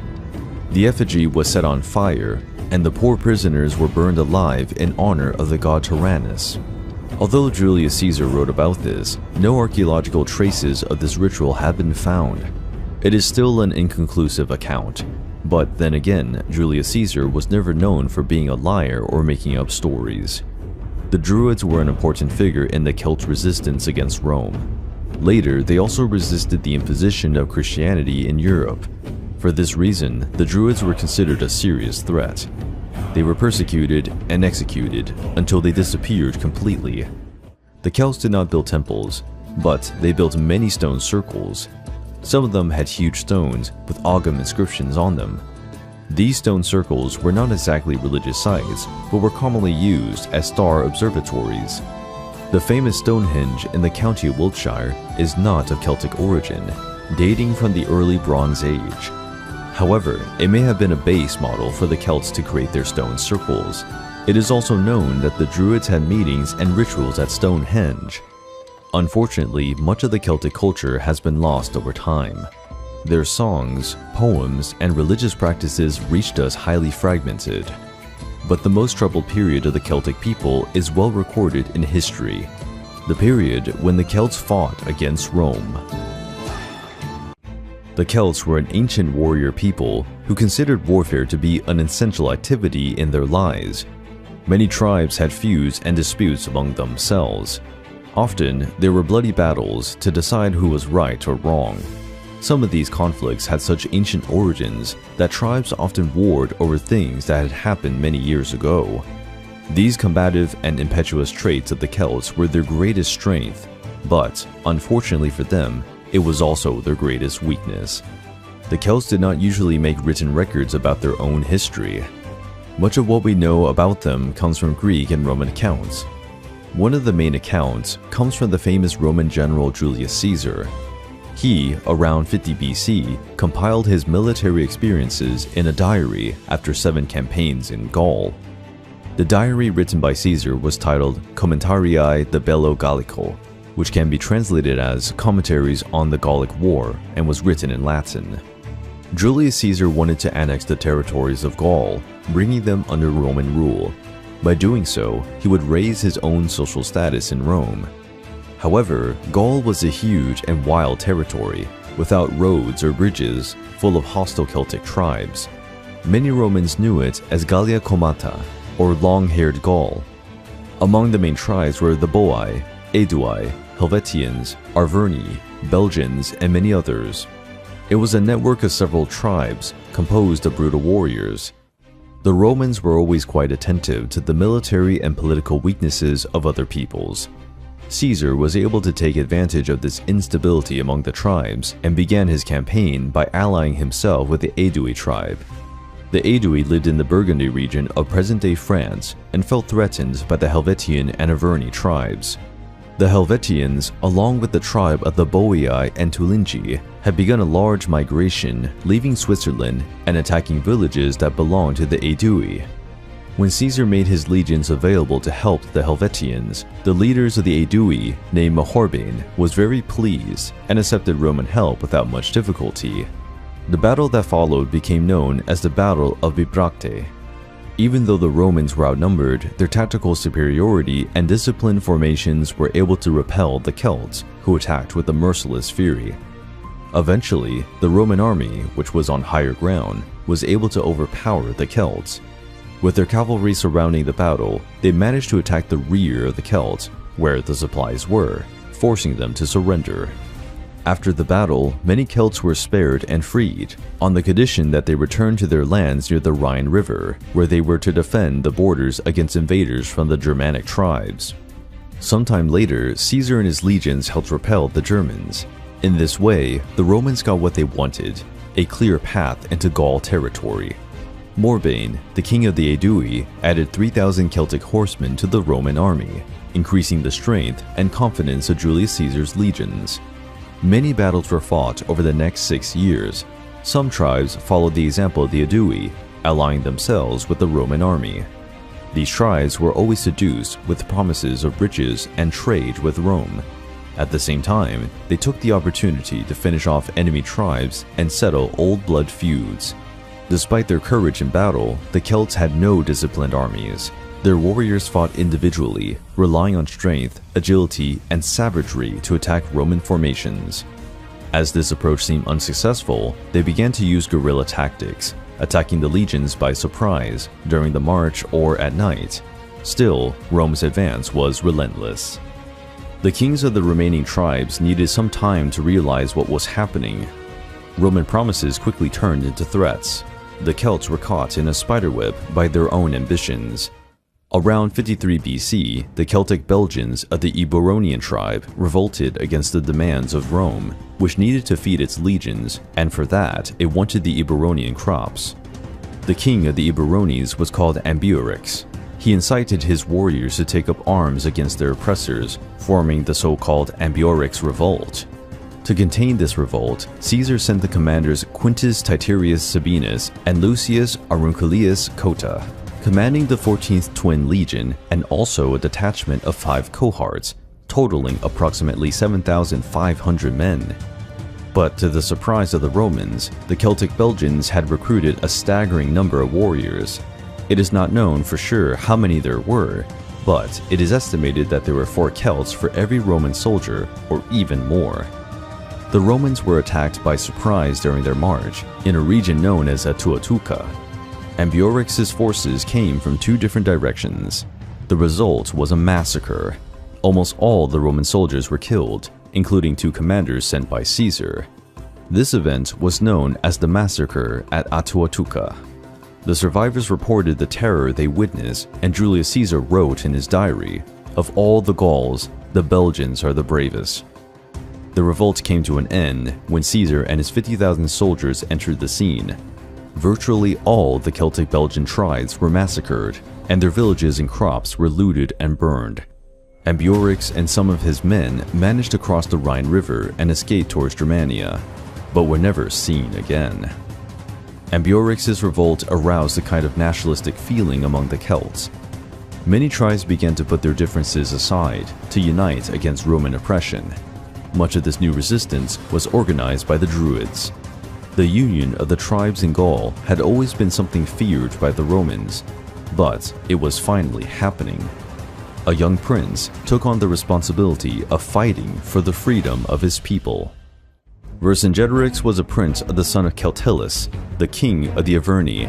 His name means the chief of the great warriors. The Averni were one of the richest and most developed Celtic tribes. Much of this wealth came from their alliance with Rome. Vercingetorix himself served in Caesar's army, where he learned to speak Latin and learned Roman battle tactics. After his father's death, Vercingetorix was expelled from his hometown in a political conspiracy that prevented him from ascending to the throne. Even so, he decided to recruit all of those who agreed to fight for him, whether they were farmers, thieves, or vagabonds. Vercingetorix, already with some fame, returned to his former city and regained the right to the throne. With his status restored, he began to send emissaries to the chiefs of other tribes, asking for help in fighting Rome. After establishing some alliances, Vercingetorix and his commanders began to train the Celts according to Roman discipline, creating an army as never before seen among the Celtic peoples. Vercingetorix knew that his greatest advantage against the legions was a large and organized cavalry. When Julius Caesar learned of the formation of this army, he organized a military expedition to fight the Celtic rebels. The Romans went all over Gaul, demanding loyalty from various Celtic leaders. This demand was based on more promises and threats. Thus, many tribal chiefs did not support Vercingetorix. Battles were fought, mainly between Roman and Celtic cavalries, with the former almost always winning. Vercingetorix was forced to retreat. But in his escape through Gaulish territory, he decided to use scorched earth tactics, a strategy of burning villages, towns, and farms, not allowing the enemy army to seize anything. After losing the city of Bourges, Vercingetorix was forced to flee with what was left of his troops. With his army already greatly reduced, Vercingetorix continued to send emissaries, asking for military support from Celtic chieftains, even those who had already sworn allegiance to Rome. Finally, Vercingetorix was forced to take refuge in the city of Alesia, a great defensive point, since it was built on a hill. What followed was one of the saddest and most shameful chapters in Celtic history. In September 52 BC, Alesia was besieged by Julius Caesar. The Romans built 2 wooden walls around the city, one to keep Vercingetorix and his men imprisoned, the other to repel the Celtic army, which was approaching to rescue the citizens of Alesia. The siege itself was relatively normal. The Romans cut off water and food supplies in the city, forcing the inhabitants to starve and thirst. Even as many did, the brave Celts refused to surrender, waiting to be saved by an army of their countrymen. This army did emerge, but was unable to defeat or push the Romans back, who had already established a strong defensive position. After this defeat, the morale of those inside the city was destroyed. Realizing that there would be no further rescue attempts, they were overcome by despair. Other Celtic leaders refused to send troops to help Vercingetorix, fearing the revenge of the Romans. With no other way out, and trying to save the rest of the survivors of Alesia, Vercingetorix surrendered. Vercingetorix's surrender was an iconic moment, being depicted in many classical paintings. According to the French historian Augustin Thierry, Vercingetorix rode proudly to the Roman camp, stopped in front of the powerful Roman general without saying a word, and threw his weapons disdainfully at Caesar's feet. Vercingetorix's courage and dedication in fighting for his people eventually cost him dearly. He was stripped, imprisoned, transported to Rome, and incarcerated in a small cell, where he lived in humiliation for 6 years. After 6 long years, Vercingetorix was taken from his cell and forced to walk through the streets of Rome, tied to Julius Caesar's carriage in a ceremony known as the Triumph, whose purpose was to extol the achievements of Roman generals in foreign campaigns. After the ceremony, Vercingetorix was taken back to his cell, where he was strangled by Roman soldiers on orders from Julius Caesar.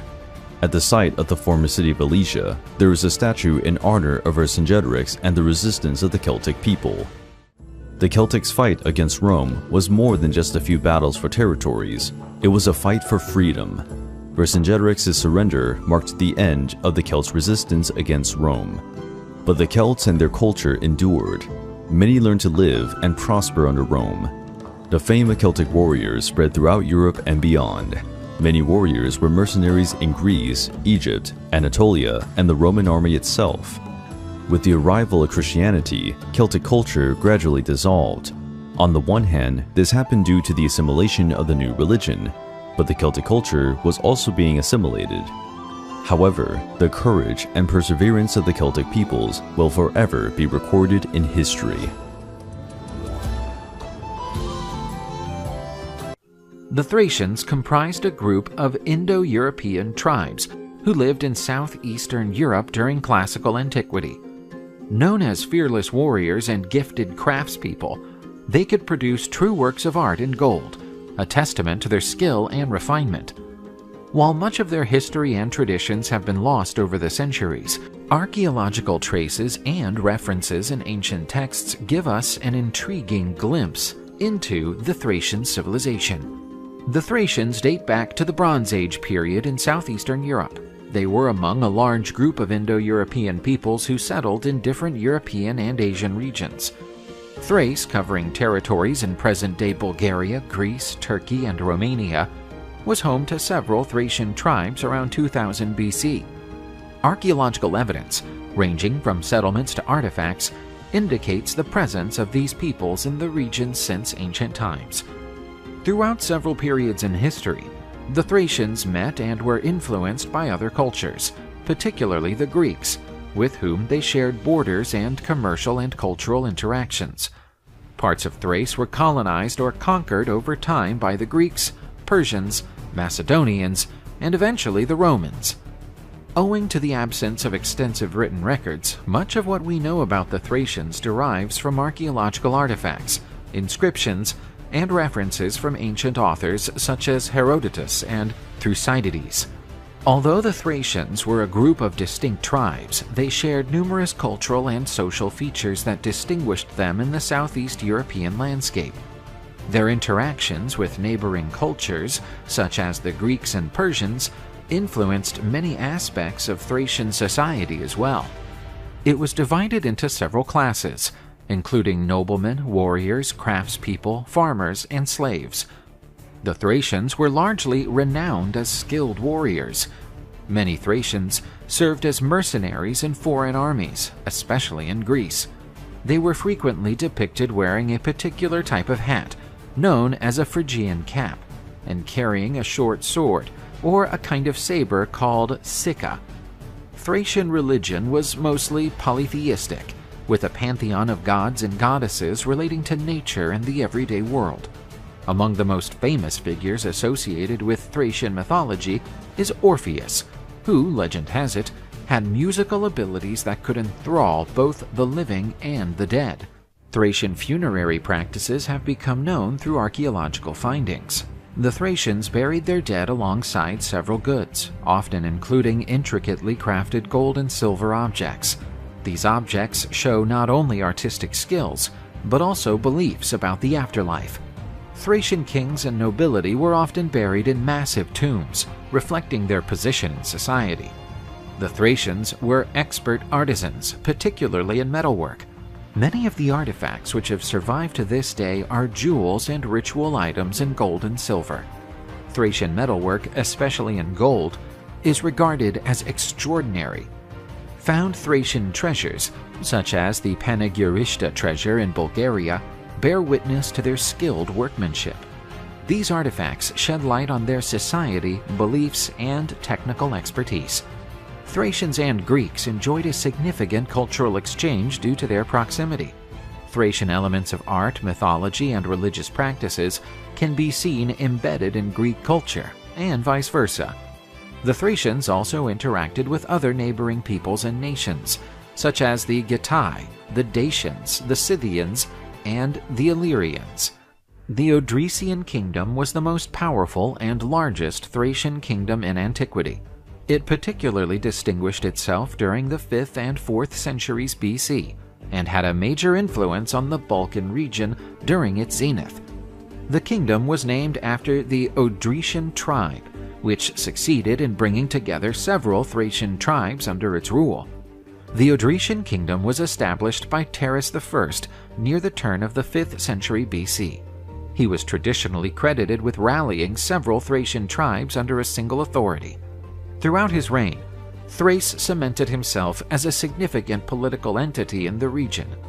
At its peak, the Odrysian kingdom stretched from the Danube River in the north to the Aegean Sea in the south, and from Macedonia in the west to the Black Sea coast in the east. This wide reach made it one of the largest states in Europe during its lifespan.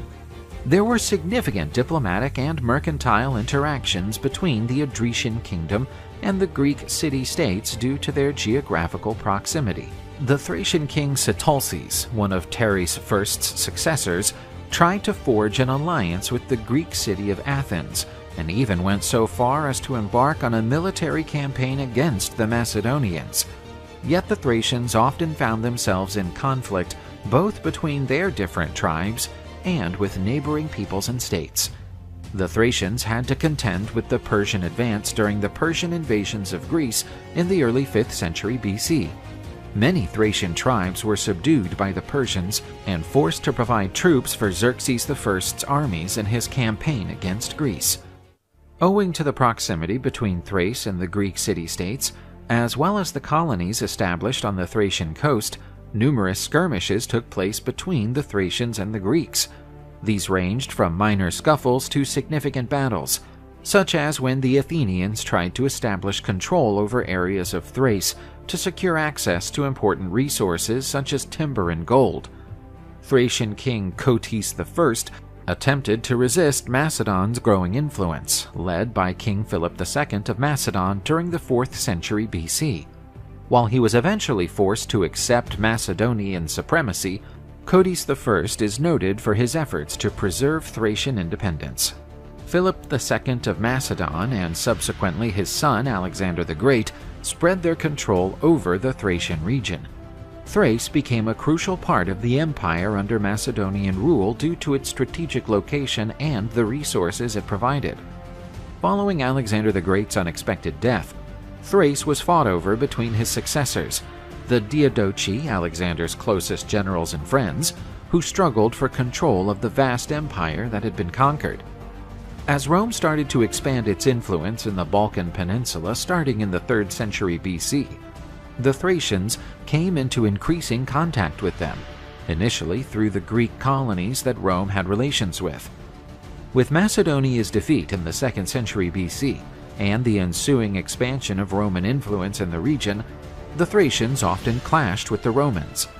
Many of these initial squabbles were isolated in nature and concerned specific Thracian tribes. As Roman influence grew in the Balkans, the Thracians were progressively overwhelmed. Instead of a single conquering campaign, this was a process of several clashes, treaties, and subjugations over several decades. Perhaps one of the most remarkable instances of interactions between the Thracians and the Romans was the Spartacus revolt from 73 to 71 BC. Of Thracian origin, Spartacus was captured as a slave by the Romans and turned into a gladiator in Rome. Spartacus led a major slave rebellion against the Roman state. The uprising was eventually quelled by the Roman general Marcus Licinius Crassus, but Spartacus and his followers left a long-lasting mark on Roman memory. Thrace, after its subjugation, became a Roman province in the 1st century AD. This prompted a process of Romanization, where Roman culture, religious, and social traditions began to mix with Thracian ones. Many Thracians went on to serve in the Roman legions and helped the empire grow in different ways.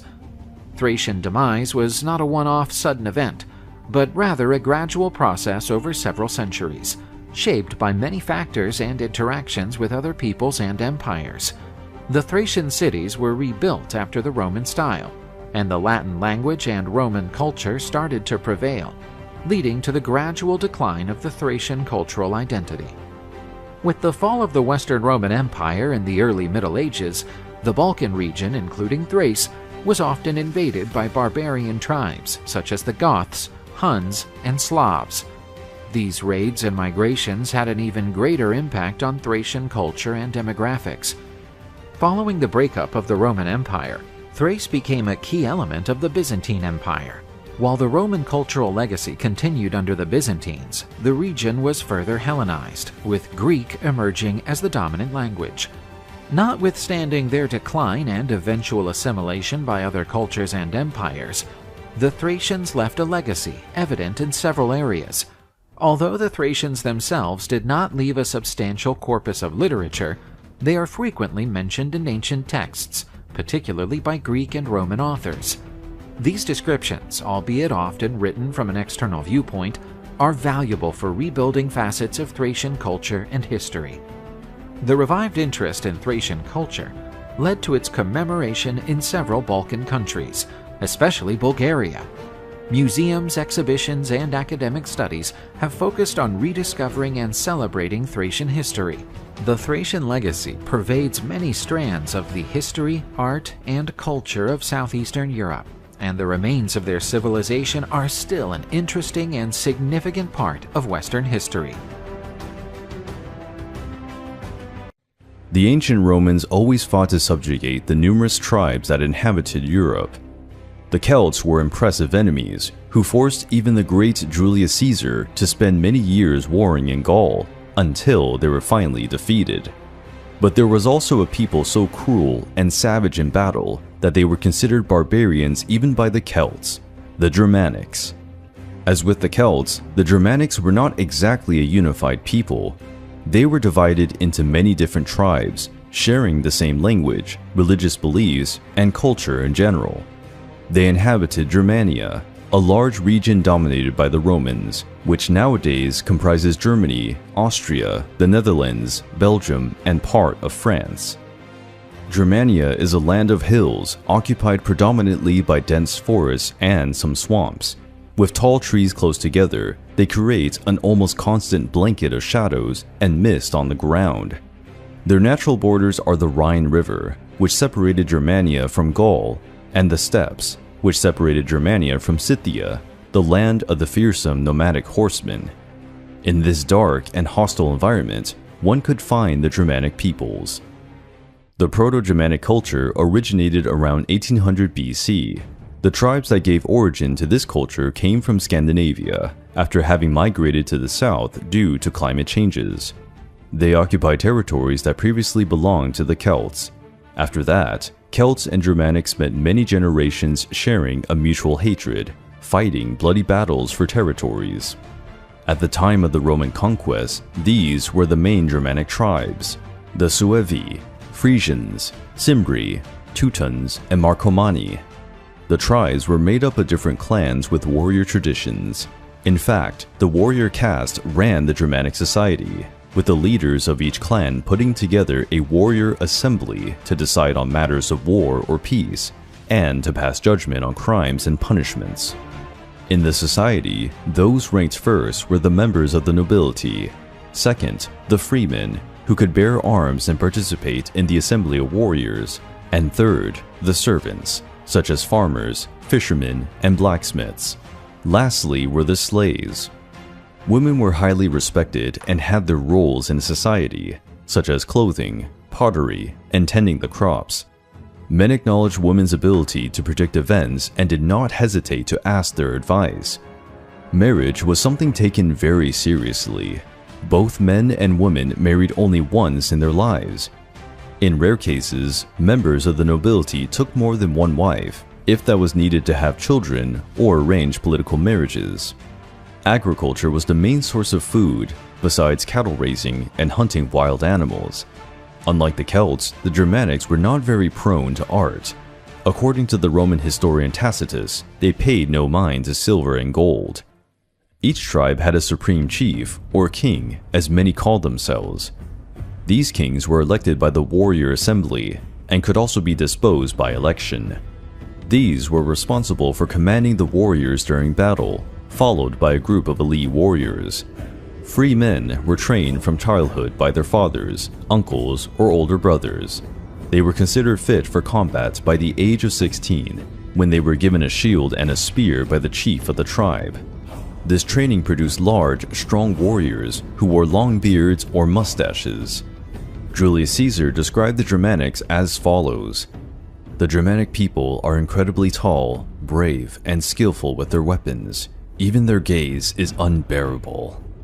The Germanic people of the Suevi tribe were regarded as the most fearsome. Their warriors were characterized by long hair tied on the side of the head. A male skull was discovered in Osterby, Germany, in 1948, still preserving the hair and traditional Suevi knot. The main weapon was the spear, but they also used axes, javelins, slings, long knives, swords, and a somewhat unusual weapon for the time, the wooden club. Albeit a primitive weapon, the club could generate a great impact, breaking shields, bones, and causing injuries even to soldiers who wore armor and helmets. The Germanics were experts in guerrilla tactics and psychological terror, using the forest to ambush and even fight at night. Some warriors painted their weapons and bodies with a black dye, using charcoal mixed with a bit of water, creating a sort of camouflage. Only their eyes were visible to terrify their enemies. They were called the Harii, the ghost warriors. Even in their environment, the Germanics managed to develop a fine cavalry. They used an impressive tactic to say the least, where young warriors advanced by running side by side with their horses during the attack. This allowed for a simultaneous cavalry and infantry attack. Dropping their weapons and fleeing from battle was unacceptable. Tacitus mentioned that some warriors committed suicide by hanging when they did this shameful act. Another unusual custom of the Germanic people was to bring their relatives close to the battlefield. By doing this, the men could hear the cries of encouragement from their wives and children while fighting. Most of the time, it was for them that they were fighting. They also wore the skins of animals, including bears, wolves, and wild boars in a ritualistic manner. This custom can be traced back to prehistoric times. They believed that wearing the skins of these animals would grant them strength and courage in battle. The famous berserkers of the Viking sagas have their origin in the Germanic peoples, and the same applies to the deities and stories of Norse mythology. Not much is known about the beginnings of the Proto-Germanic religion.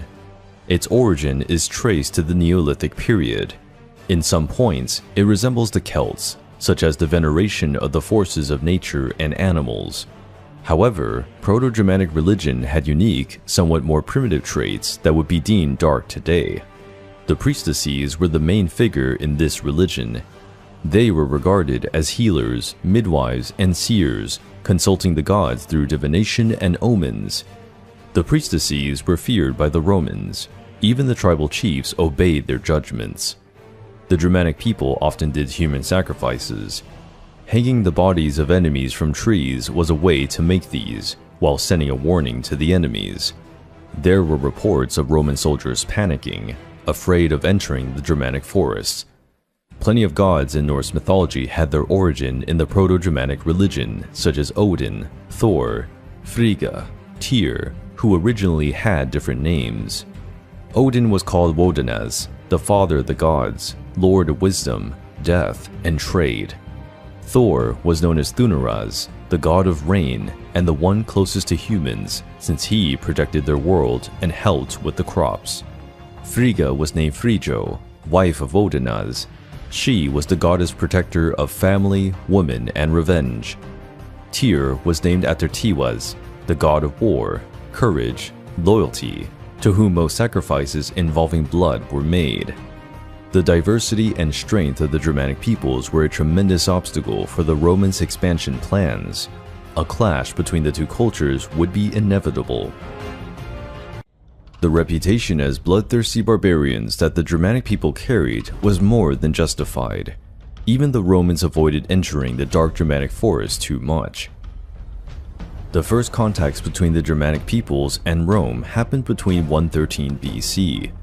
During Julius Caesar's campaigns in Gaul, the conflicts between these two peoples grew in impact. The Germanics of the Suevi tribe invaded Gaul and were expanding their borders more and more.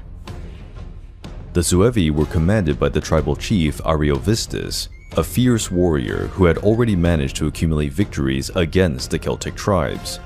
One of these was against the tribe of the Aedui, Rome's newest allies.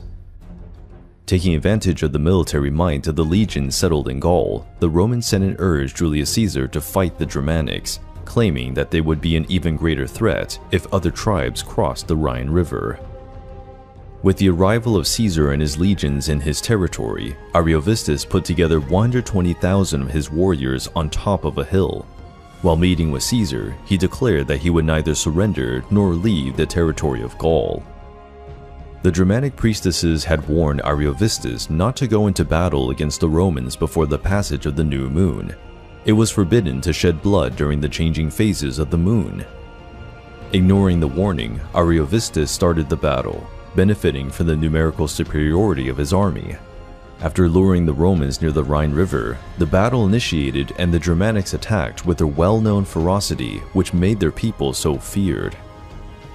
For the Germanics, unfortunately, Roman battle tactics proved far superior, and the Germanics were slowly overwhelmed, pushed against the riverbanks. Few were able to cross the river to escape the legions. Following the Germanic custom of bringing their families close to the battle, many failed to flee in time, and almost the entire tribe of the Suevi was wiped out on that day. The Romans continued to invade and conquer territories in Germania in the following years. The Germanics paid a high price for underestimating Caesar's legions, but their revenge against Rome had yet to come. The Romans used to accept young men from noble families of the tribes and nations they subdued. They trained these young men as commanders for the Roman army and to gain the confidence of the people who were now under Rome's rule. One of these young men was Arminius, a prince of the Germanic tribe of the Cherusci. Arminius was trained in the Roman style of combat and became a military officer. Quite early, he showed his aptitude for the task. He earned the right to be considered a Roman citizen and achieved the rank of military tribune, like the rank of captain in modern armies. This is a striking achievement for someone coming from a tribe of barbarians deeply despised by the Romans. During his military career, Arminius was part of the army commanded by Tiberius Claudius, a Roman general of great influence who would become emperor of Rome in the following years. Arminius fought several battles, serving as a commander in the legions during the invasions in Germania, facing and defeating his own native people. This dedication led to Roman members of the nobility to respect and even admire Arminius. Much of the Germanic territories became part of the Roman Empire. The Germanic tribes were forced to pay high taxes to live on their own land. These territories were under the responsibility of Consul Publius Quinctilius Verus. To keep the peace, he had at his disposal 3 Roman legions, approximately 20,000 men. When Arminius noticed the poor condition his native people were in, he could not resist his aversion against Rome and started to write a plan that would go down in history. Autumn had arrived, and the Roman legions serving in Germania needed to march to a warmer region before winter. To do this, they had to cross the Teutoburg forest, a dense, dark one, filled with trees and moss. Arminius had secret meetings with the chiefs of the Germanic tribes to attack the legions during the march in the middle of the forest. Arminius knew very well the power of Roman tactics. On such an uneven terrain, the Roman formations would lose much of their effectiveness. On a cloudy, rainy day, the Germanic people hid in the forest and waited for the legions. At the right moment, Arminius gave the order for attack, and the Germans attacked the Roman column from 2 different directions. Caught by surprise, the Romans barely had a chance to react. Their disciplined formations failed to establish an effective organization. To make matters worse, the ground was muddy and slippery due to the rain. 20,000 legionnaires lost their lives on that dark day.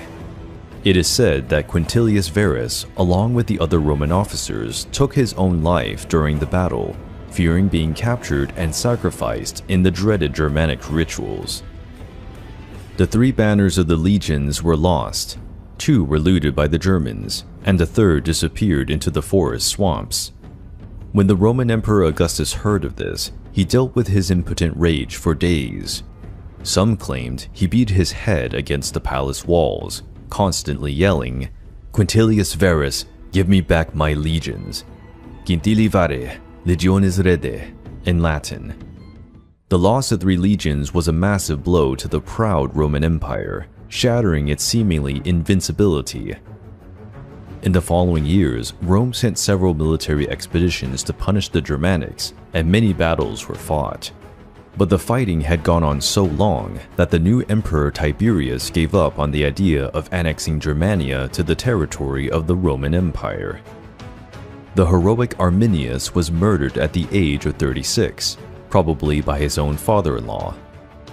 Arminius was given the title Liberator of Germania and is a symbol of bravery and resistance of the Germanic peoples. The Germanic tribes managed to block Rome's advance, albeit with a high price. During the Huns' invasion of Europe, many Germanic peoples moved further into Roman territories, in a period that would become known as the Barbarian invasions. During the migration of Germanic peoples to Western Europe, tribes such as the Vandals, Ostrogoths, and Visigoths spread terror in the Roman territories, plundering and ravaging many towns and villages. Gradually, the different Germanic peoples came to dominate several regions of the former Roman Empire. They established themselves in the conquered territories. By the 7th century, almost all Germanic peoples were living in parts of Europe. The Germanic invasions brought disorder, destruction, famine, and plunder to the already decaying Roman Empire, which contributed greatly to its demise. Over time, Germanic culture was mixed with that of the peoples in the conquered territories. The influence of the Germanic peoples is therefore an important foundation of European culture. The Lusitanians were an ancient ethnic group that inhabited the regions that today include most of central Portugal and western Spain. Regarded as fearless warriors and excellent horsemen, these people played a decisive role in the Lusitanian Wars against the sprawling Roman Empire in the 2nd century BC. According to one of the most broadly accepted theories, the Lusitanians came from Indo-European peoples. The Lusitanians most likely migrated to the Iberian Peninsula during the Bronze Age, joining and eventually intermingling with the pre-Indo-European peoples already living in the region. The Lusitanians came to inhabit a great part of present-day Portugal and part of present-day Spain. They were mainly centered between the Douro and Tajo rivers. While the Lusitanians are often grouped with other peoples of the Iberian Peninsula, such as the Celtiberians, who were a merger of Celtic and Iberian cultures, they nevertheless maintained a distinct identity in terms of culture, language, and social practices. The Lusitanians, like other peoples of the Iberian Peninsula, were greatly affected throughout their history by the different cultures and peoples who came into contact with the region. Starting in 1100 BC, the Phoenicians established colonies on the Iberian Peninsula. Although their main influence was in the coastal regions, the Phoenician footprint introduced new techniques of craftsmanship, art, and trade to the region. The Greeks also established colonies in the Iberian Peninsula, mainly along the Mediterranean coast, and brought elements of their culture, art, and agricultural practices. The Lusitanians assimilated and absorbed the main cultural elements of other peoples into their own culture.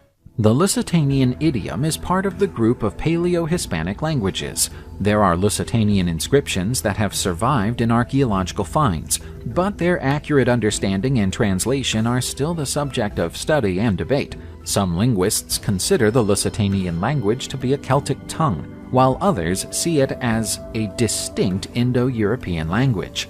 As with other pre-Roman peoples of the Iberian Peninsula, the region of the Lusitanians was deeply embedded in animist traditions and nature cults. The Lusitanians worshipped a variety of local deities, many of which were tied to nature elements such as mountains, rivers, and forests. Sacrifices, possibly including human sacrifice, were part of the religious rituals. These could be made to appease the gods, ask for protection, or ensure a good harvest. Although the Romanization of the peninsula eventually introduced the Roman pantheon and other religious practices, the Lusitanians kept their own beliefs and deities for a long time. Often, the Roman gods were simply syncretized with local deities, forming a hybrid form of worship. Lusitanian society was largely tribal, made up of several tribes or clans that populated different regions. Each had its own leadership, and alliances between them were common, especially in times of conflict. The elites or tribal leaders held a crucial role in politics, warfare, and religious rituals. Most Lusitanians settled in fortified hamlets called castros. These were generally on hills or elevations, providing a defensive position. Daily life was based around farming. They grew cereals, vegetables, and fruit, and kept livestock, mainly sheep and goats. The geographical location of the Lusitanians, between the Atlantic and the Iberian Peninsula's interior, made them natural middlemen on trade routes. They traded local products, such as wool, skins, and metals, for luxury items and goods produced by Mediterranean civilizations, such as pottery, wine, and olive oil. The region's mines, abundant in metals such as gold, silver, and tin, were a significant source of wealth for the Lusitanians, and subsequently attracted Rome's attention. The Lusitanian warriors went on to feature prominently in the resistance against Roman expansion in the Iberian Peninsula, becoming notorious in Roman history for their bravery, cunning tactics, and combat skills. The mountainous and rugged terrain of Lusitania made them well suited to guerrilla tactics, turning the terrain to their advantage to ambush their enemies. The Lusitanians were especially renowned for the outstanding workmanship of their cavalry. Lusitanian horsemen were extremely mobile and effective in swift attacks, hitting the enemy and withdrawing before they could be surrounded. The clash between the Lusitanians and the Roman Empire is a meaningful part of the history of the Iberian Peninsula, especially notable for the Lusitanian Wars, fought between 155 and 139 BC. These skirmishes were marked by the tough-mindedness and tactical skill of the Lusitanians, in contrast to the military and organizational power of Rome. In the 3rd century BC, the Romans started to expand their holdings in the Iberian Peninsula after the Second Punic War against Carthage. The Iberian Peninsula was wealthy in resources, especially minerals, and provided a strategic position for the control of the Western Mediterranean. The Roman expansion towards the west of the peninsula in the 2nd century BC led to frequent clashes with the Lusitanians. The Romans considered them to be a troublesome people, given their ferocious resistance and the guerrilla tactics they employed. Viriato is probably one of the most iconic personalities of the resistance against Roman expansion in the Iberian Peninsula. He is often regarded as the great leader and national hero of the Lusitanians during the Lusitanian Wars. Not much is known about Viriato's origins and youth. It is believed that he came from a humble background, perhaps from a shepherding family, and that he grew up surrounded by the warrior traditions of the Lusitanians. Viriato's struggle was triggered by an act of betrayal from the Romans. In 150 BC, a settlement was reached between the Lusitanians and the Roman praetor Servius Sulpicius Galba, who had promised the Lusitanians land, but instead trapped and massacred many of them. Viriato was one of the few survivors of this slaughter. Enraged at the betrayal, Viriato took over the leadership of the Lusitanians and started a guerrilla warfare campaign against the Roman forces in the Iberian Peninsula. Viriato's effective tactics and his skill in leading and unifying several tribes against the Romans forced Rome to recognize him as a leader. He was called Dux by the Romans, a title seldom granted to non-Roman leaders. They attempted to sign peace treaties with Viriato on several occasions, recognizing the autonomy of the Lusitanians. However, the treaties were often broken, resulting in further confrontations. Viriato's resistance became a major problem for Rome. Powerless to defeat him in open combat, the Romans turned to treason. In 139 BC, Viriato was betrayed and murdered in his sleep by 3 of his associates, who had been bribed by the Romans. Viriato went on to become a symbol of Lusitanian resistance and a national hero in Portugal. He is often remembered as an example of bravery and determination against invaders and conquerors. After Viriato's death, the Lusitanian resistance was substantially weakened. The territory of the Lusitanians was eventually subjugated and integrated into the Roman Empire as part of the province of Lusitania. As Roman rule was consolidated, the culture, economy, politics, and religion of Lusitania started to change.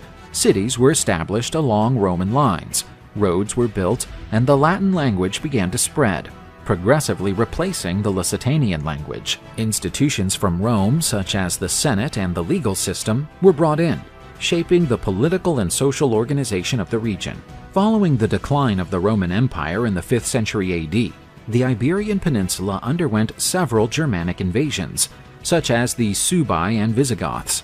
These peoples also had an influence on the region's culture. Then, in the 8th century, the peninsula was taken over by the Moors from North Africa, leading to yet another cultural layer of influence. Despite the fact that the Lusitanians, as a distinct group, were woven into the cultural tapestry of the Roman Empire and the ensuing kingdoms that settled on the Iberian Peninsula, their legacy and influence is still felt. Lusitania, the name of the Roman province that encompassed a large part of Lusitanian territory, is still poetically mentioned to refer to Portugal, and elements of Lusitanian culture and identity continue to be celebrated in Portuguese traditions. The Byzantine Empire was a mighty civilization that carried on the Eastern Roman Empire during late antiquity and the Middle Ages. Its origins date back to 3030 AD, when the Roman Emperor Constantine I moved the empire's capital from Rome to the ancient Greek colony of Byzantium. The newly created imperial capital of the Roman world was named Constantinople, which means the city of Constantine. The combo of Roman imperialism and strategic location would impact Constantinople's role as a bridge between Europe and Asia. The city was a commercial, cultural, and diplomatic hub of the Christian world for over 10 centuries.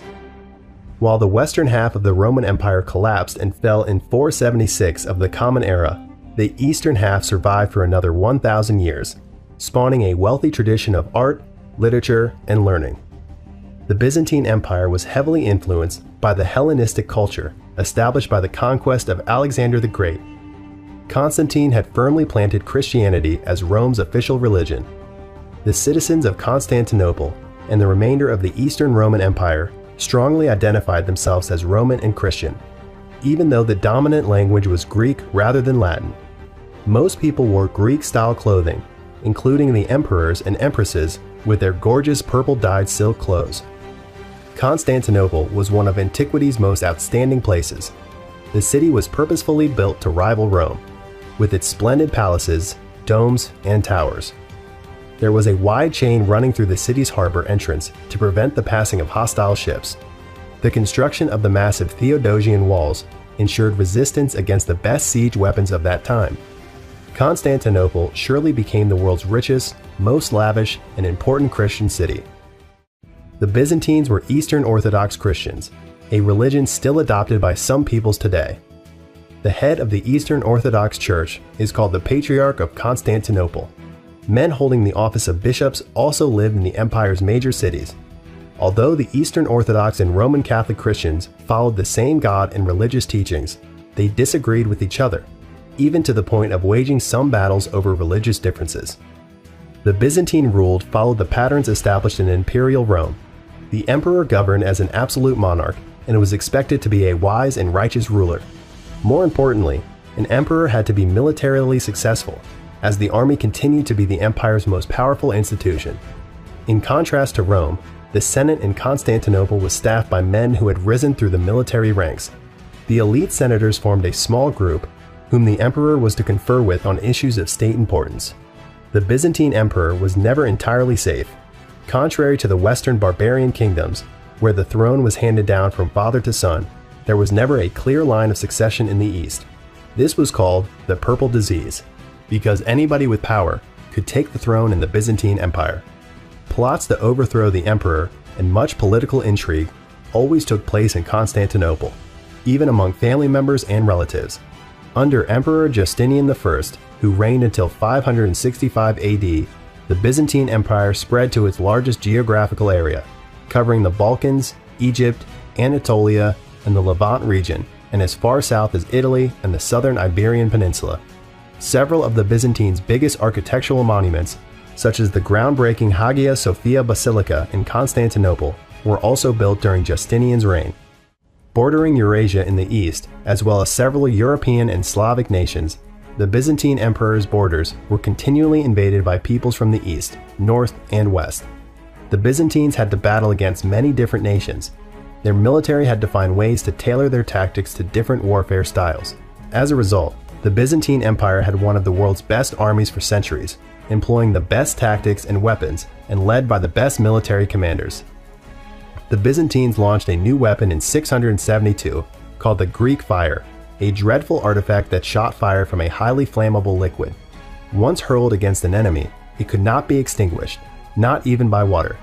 The person credited with inventing Greek fire is a man named Kallinikos, a Syrian who lived in the Byzantine Empire. Greek fire was used mainly against the attacking Muslim fleets.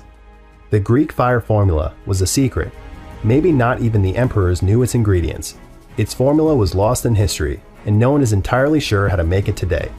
Greek fire helped save the Byzantine Empire and Christianity for several hundred years. Throughout the 7th and 8th centuries, assaults by the Persian Empire and the Slavic peoples, particularly the Bulgarians, captured significant portions of the empire's lands. These developments, coupled with internal political instability and economic decline, threatened the Byzantine Empire. A new, even more serious threat emerged as the Muslim armies began their attacks by invading Syria. The ascent of Basil I to the throne in 867 of the Common Era established the beginning of the Macedonian dynasty, which governed for 150 years. This dynasty included some of the most capable emperors in Byzantine history and is considered the empire's golden period. Cities expanded and wealth spread throughout the provinces. The population swelled and the food and product output also increased, sparking new demands and helping to stimulate trade. Culturally, education and learning grew considerably. Byzantine art blossomed, and majestic mosaics ornamented the interiors of many churches. The empire shifted from defending against external enemies to reconquering territories. There was a deliberate effort to reinstate the brilliance of the period before the Slavic and Arab invasions. Basil II, known as the Slayer of Bulgarians for his Balkan victories, was supported by an army of fierce warriors descending from the Kiev Vikings. He won victories in Greece, Armenia, Georgia, and Syria, doubling the empire's size. The Nordic warriors were supplied by Vladimir I, the Grand Prince of Kievan Russia, first members of the Varangian Guard. In the following centuries, they'd be in charge of personal guard of the Byzantine emperors. After Basil II, the empire gradually fell into decline.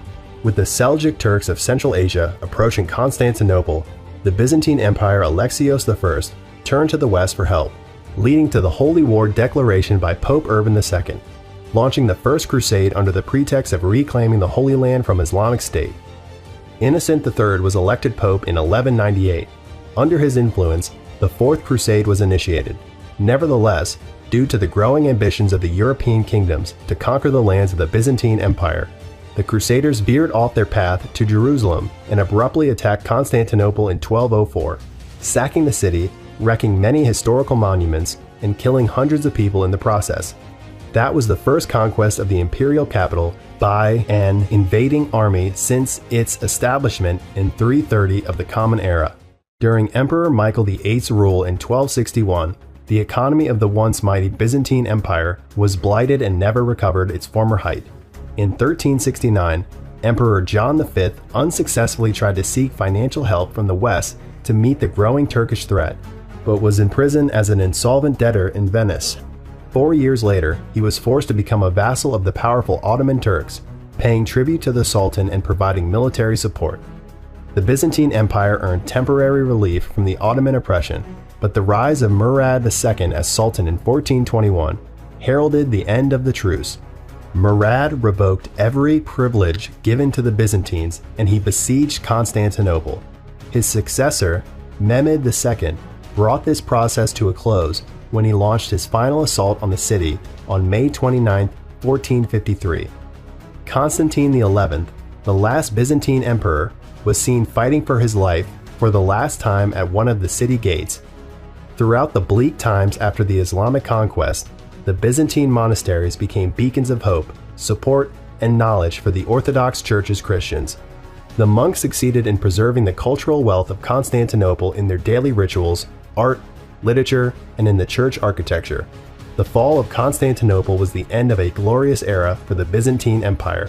It was replaced after its collapse by the Ottoman Empire's long reign. The Sasanian Empire was one of ancient times' most powerful, ruling much of the Middle East for more than 4 centuries, between 224 and 651 AD. The Sasanian Empire is renowned for being one of the most influential periods in Iranian history, representing the last great pre-Islamic Iranian era.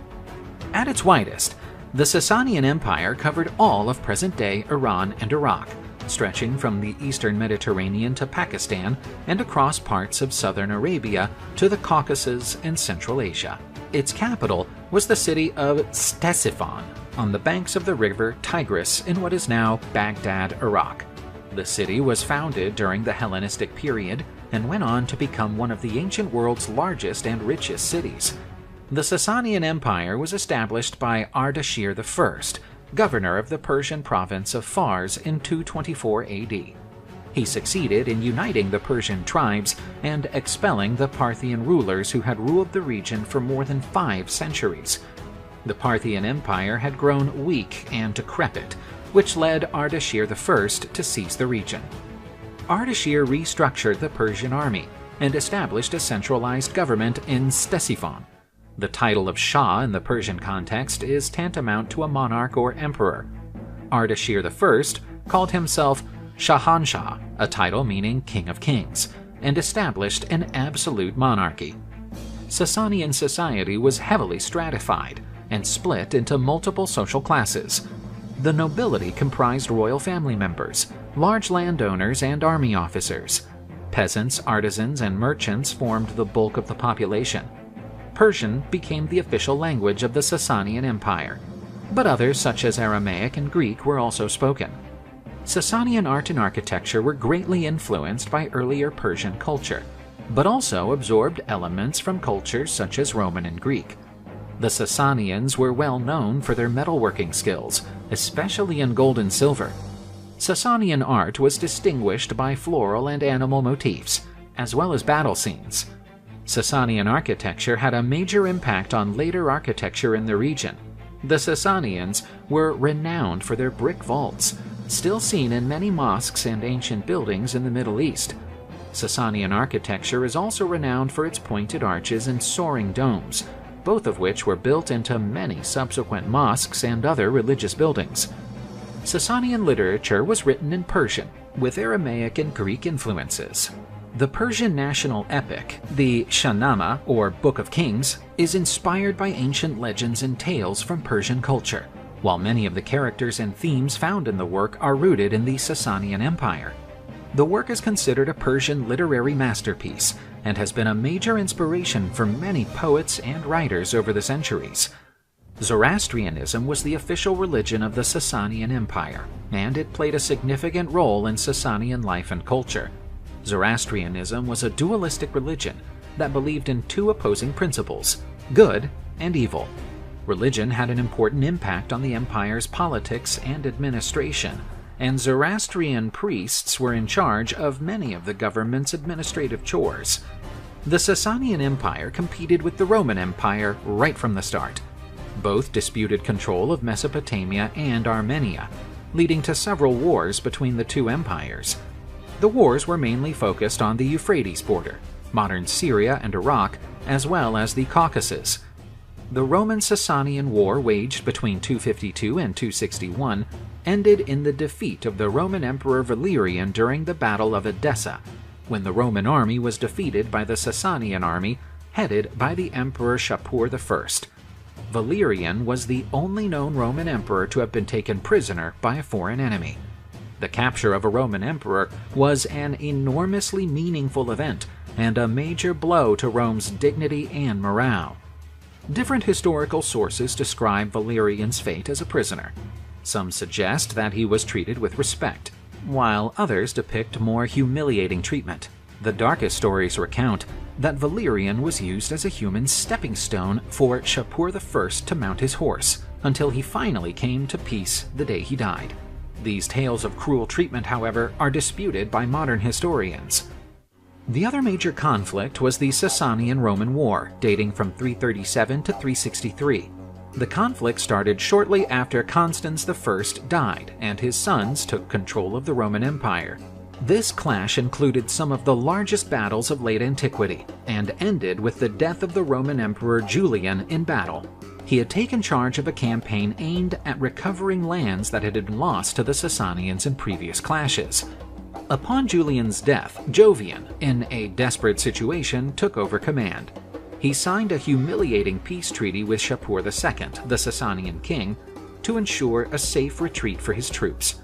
According to the treaty's terms, the Romans agreed to cede a significant amount of territory, including the major cities of Nisibis and Singara, as well as the provinces of Arzanene and Kordun.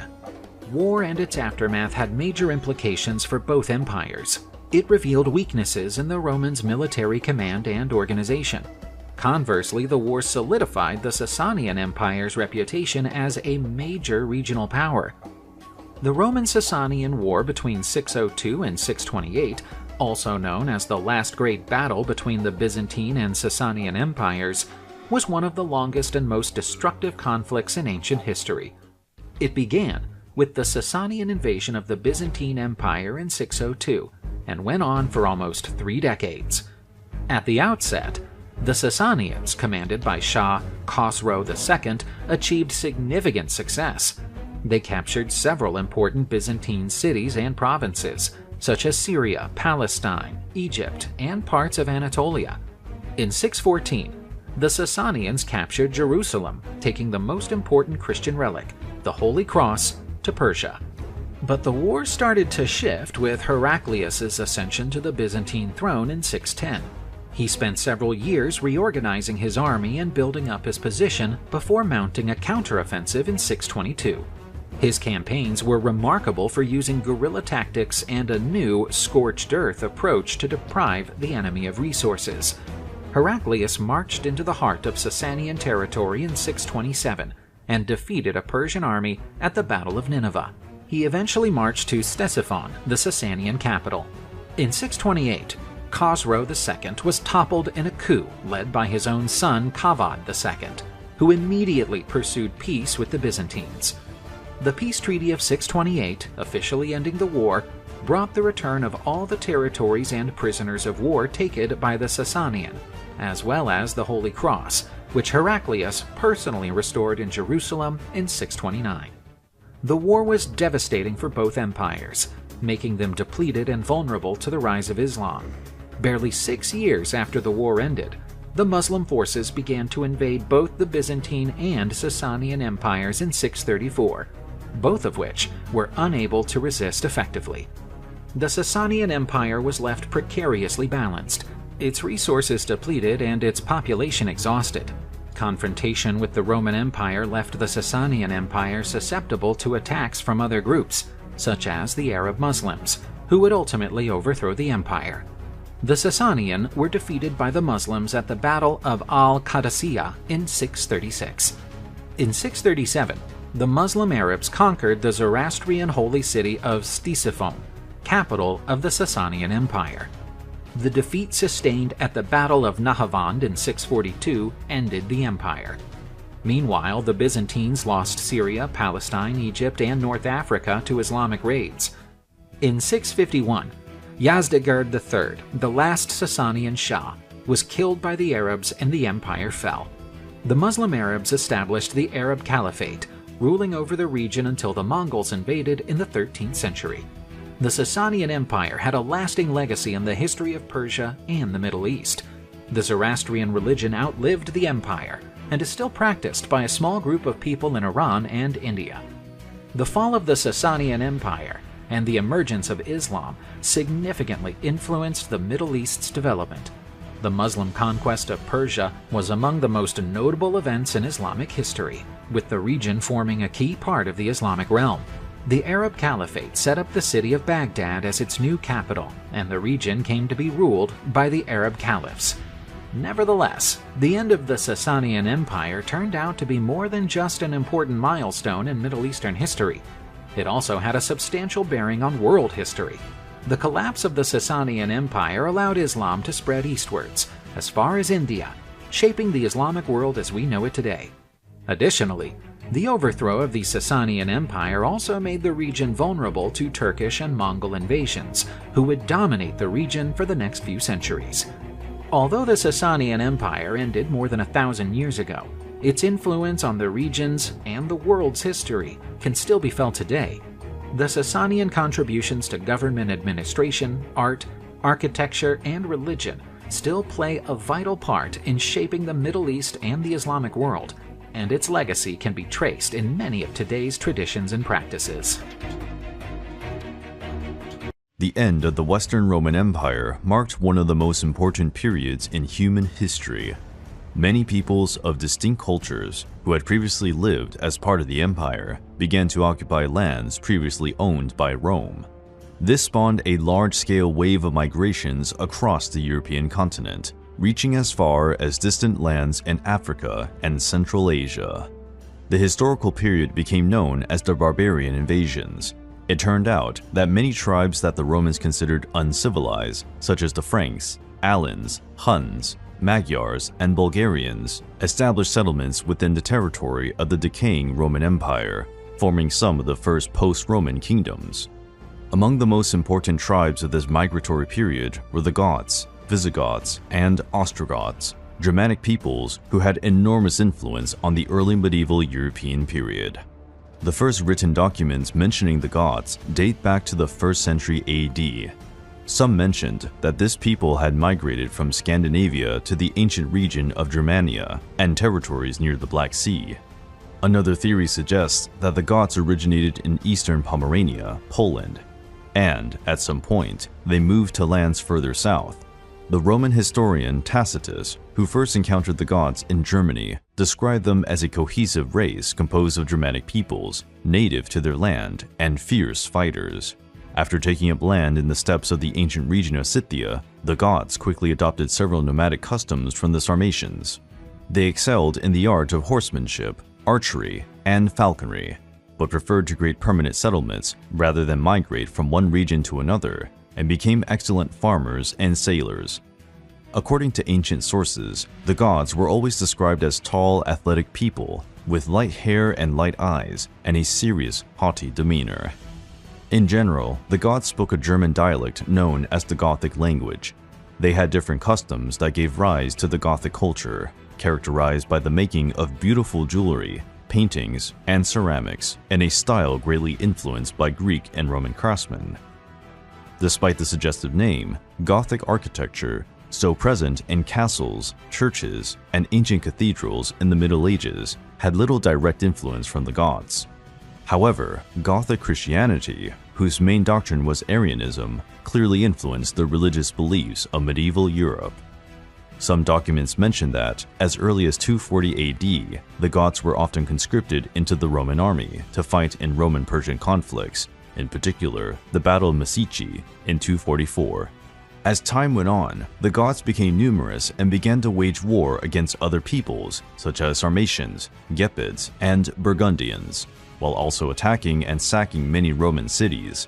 In the last decades of the 3rd century, many people fled to the Dacia region of the Roman Empire, probably driven out by the Goths.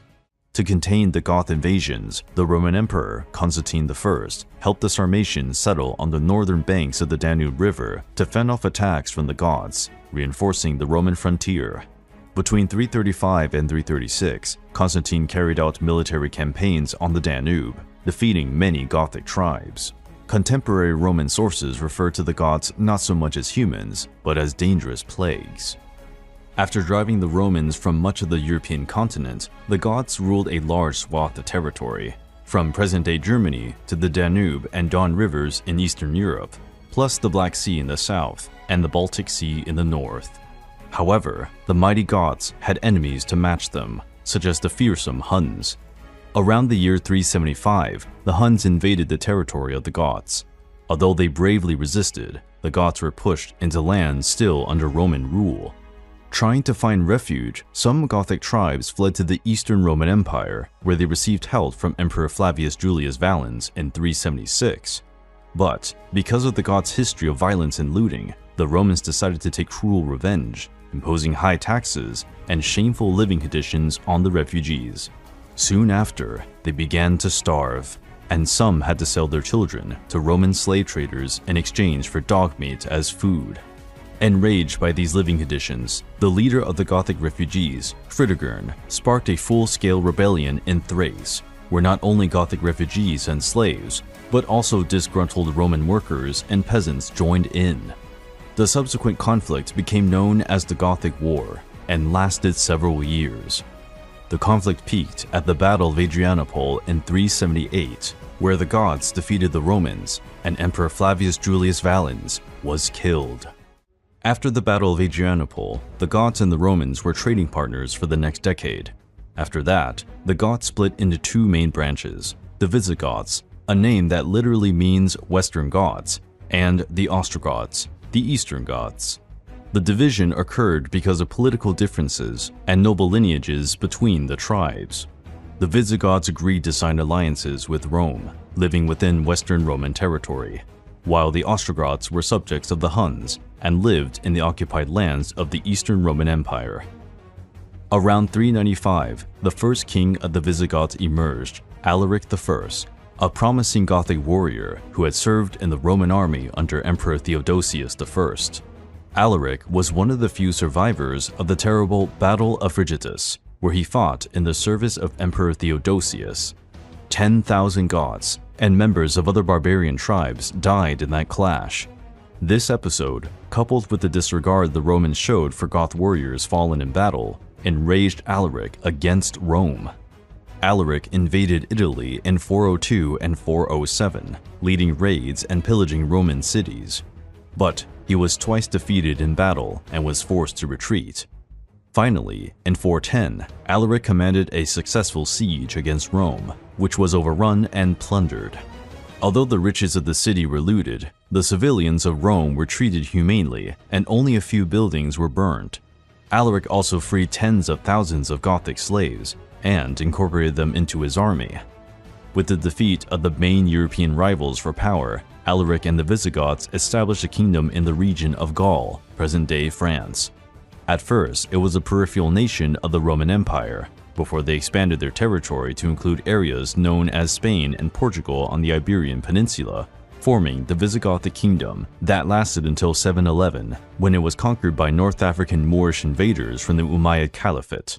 While the Visigoths gathered under the leadership of Alaric I, the Ostrogoths strengthened in the Balkan region under Theodoric the Great, ruler of the Ostrogothic kingdom and patrician of the Eastern Roman Empire. As a child, Theodoric was taken hostage to Constantinople, where he lived out his formative years and received an Eastern Roman education. Providing services to Emperor Flavius Zeno, Theodoric carried out military campaigns against the Sarmatians and competed to increase his influence among his fellow Goths in the Balkans. Emperor Zeno gave him the position of commander of the Eastern Roman forces, and in 484 he was appointed consul. But Theodoric disliked the Romans and lived in constant hostility against the emperor. To make the Ostrogoths independent, Theodoric invaded and conquered all of Italy, killing with his own hands King Odoacer of the Visigoths. Beginning in 511, Theodoric united and ruled the Visigoth and Ostrogothic kingdoms, forming an empire that lasted until his death in 526. Although Theodoric used only the title king, some scholars describe him as a Western Roman emperor, referred to by the title Augustus by some of his contemporary subjects. As the new ruler of Italy, Theodoric maintained Roman legal administration and scholarly culture, promoting a major program of public buildings in Italy. Shortly after Theodoric's death, the Eastern Roman Empire regained many of its lost territories, driving hordes of Ostrogoths out of Italy. After Ostrogoth king Tea's last resistance at the Battle of Mons Lecterus in 553, Ostrogothic resistance ended. The remaining Goths in Italy were assimilated by the Lombards, another Germanic tribe that invaded Italy and founded the Kingdom of the Lombards in 567. Although the Goths are traditionally blamed for the destruction of the Roman Empire civilization, which plunged Western culture into a dark age, the Goths helped preserve many of the Roman cities and customs. Their armies and warriors were crucial in the fight against the invading Huns, who ravished everything in their path. Although little remembered today, the Goths were important players in Western Roman history.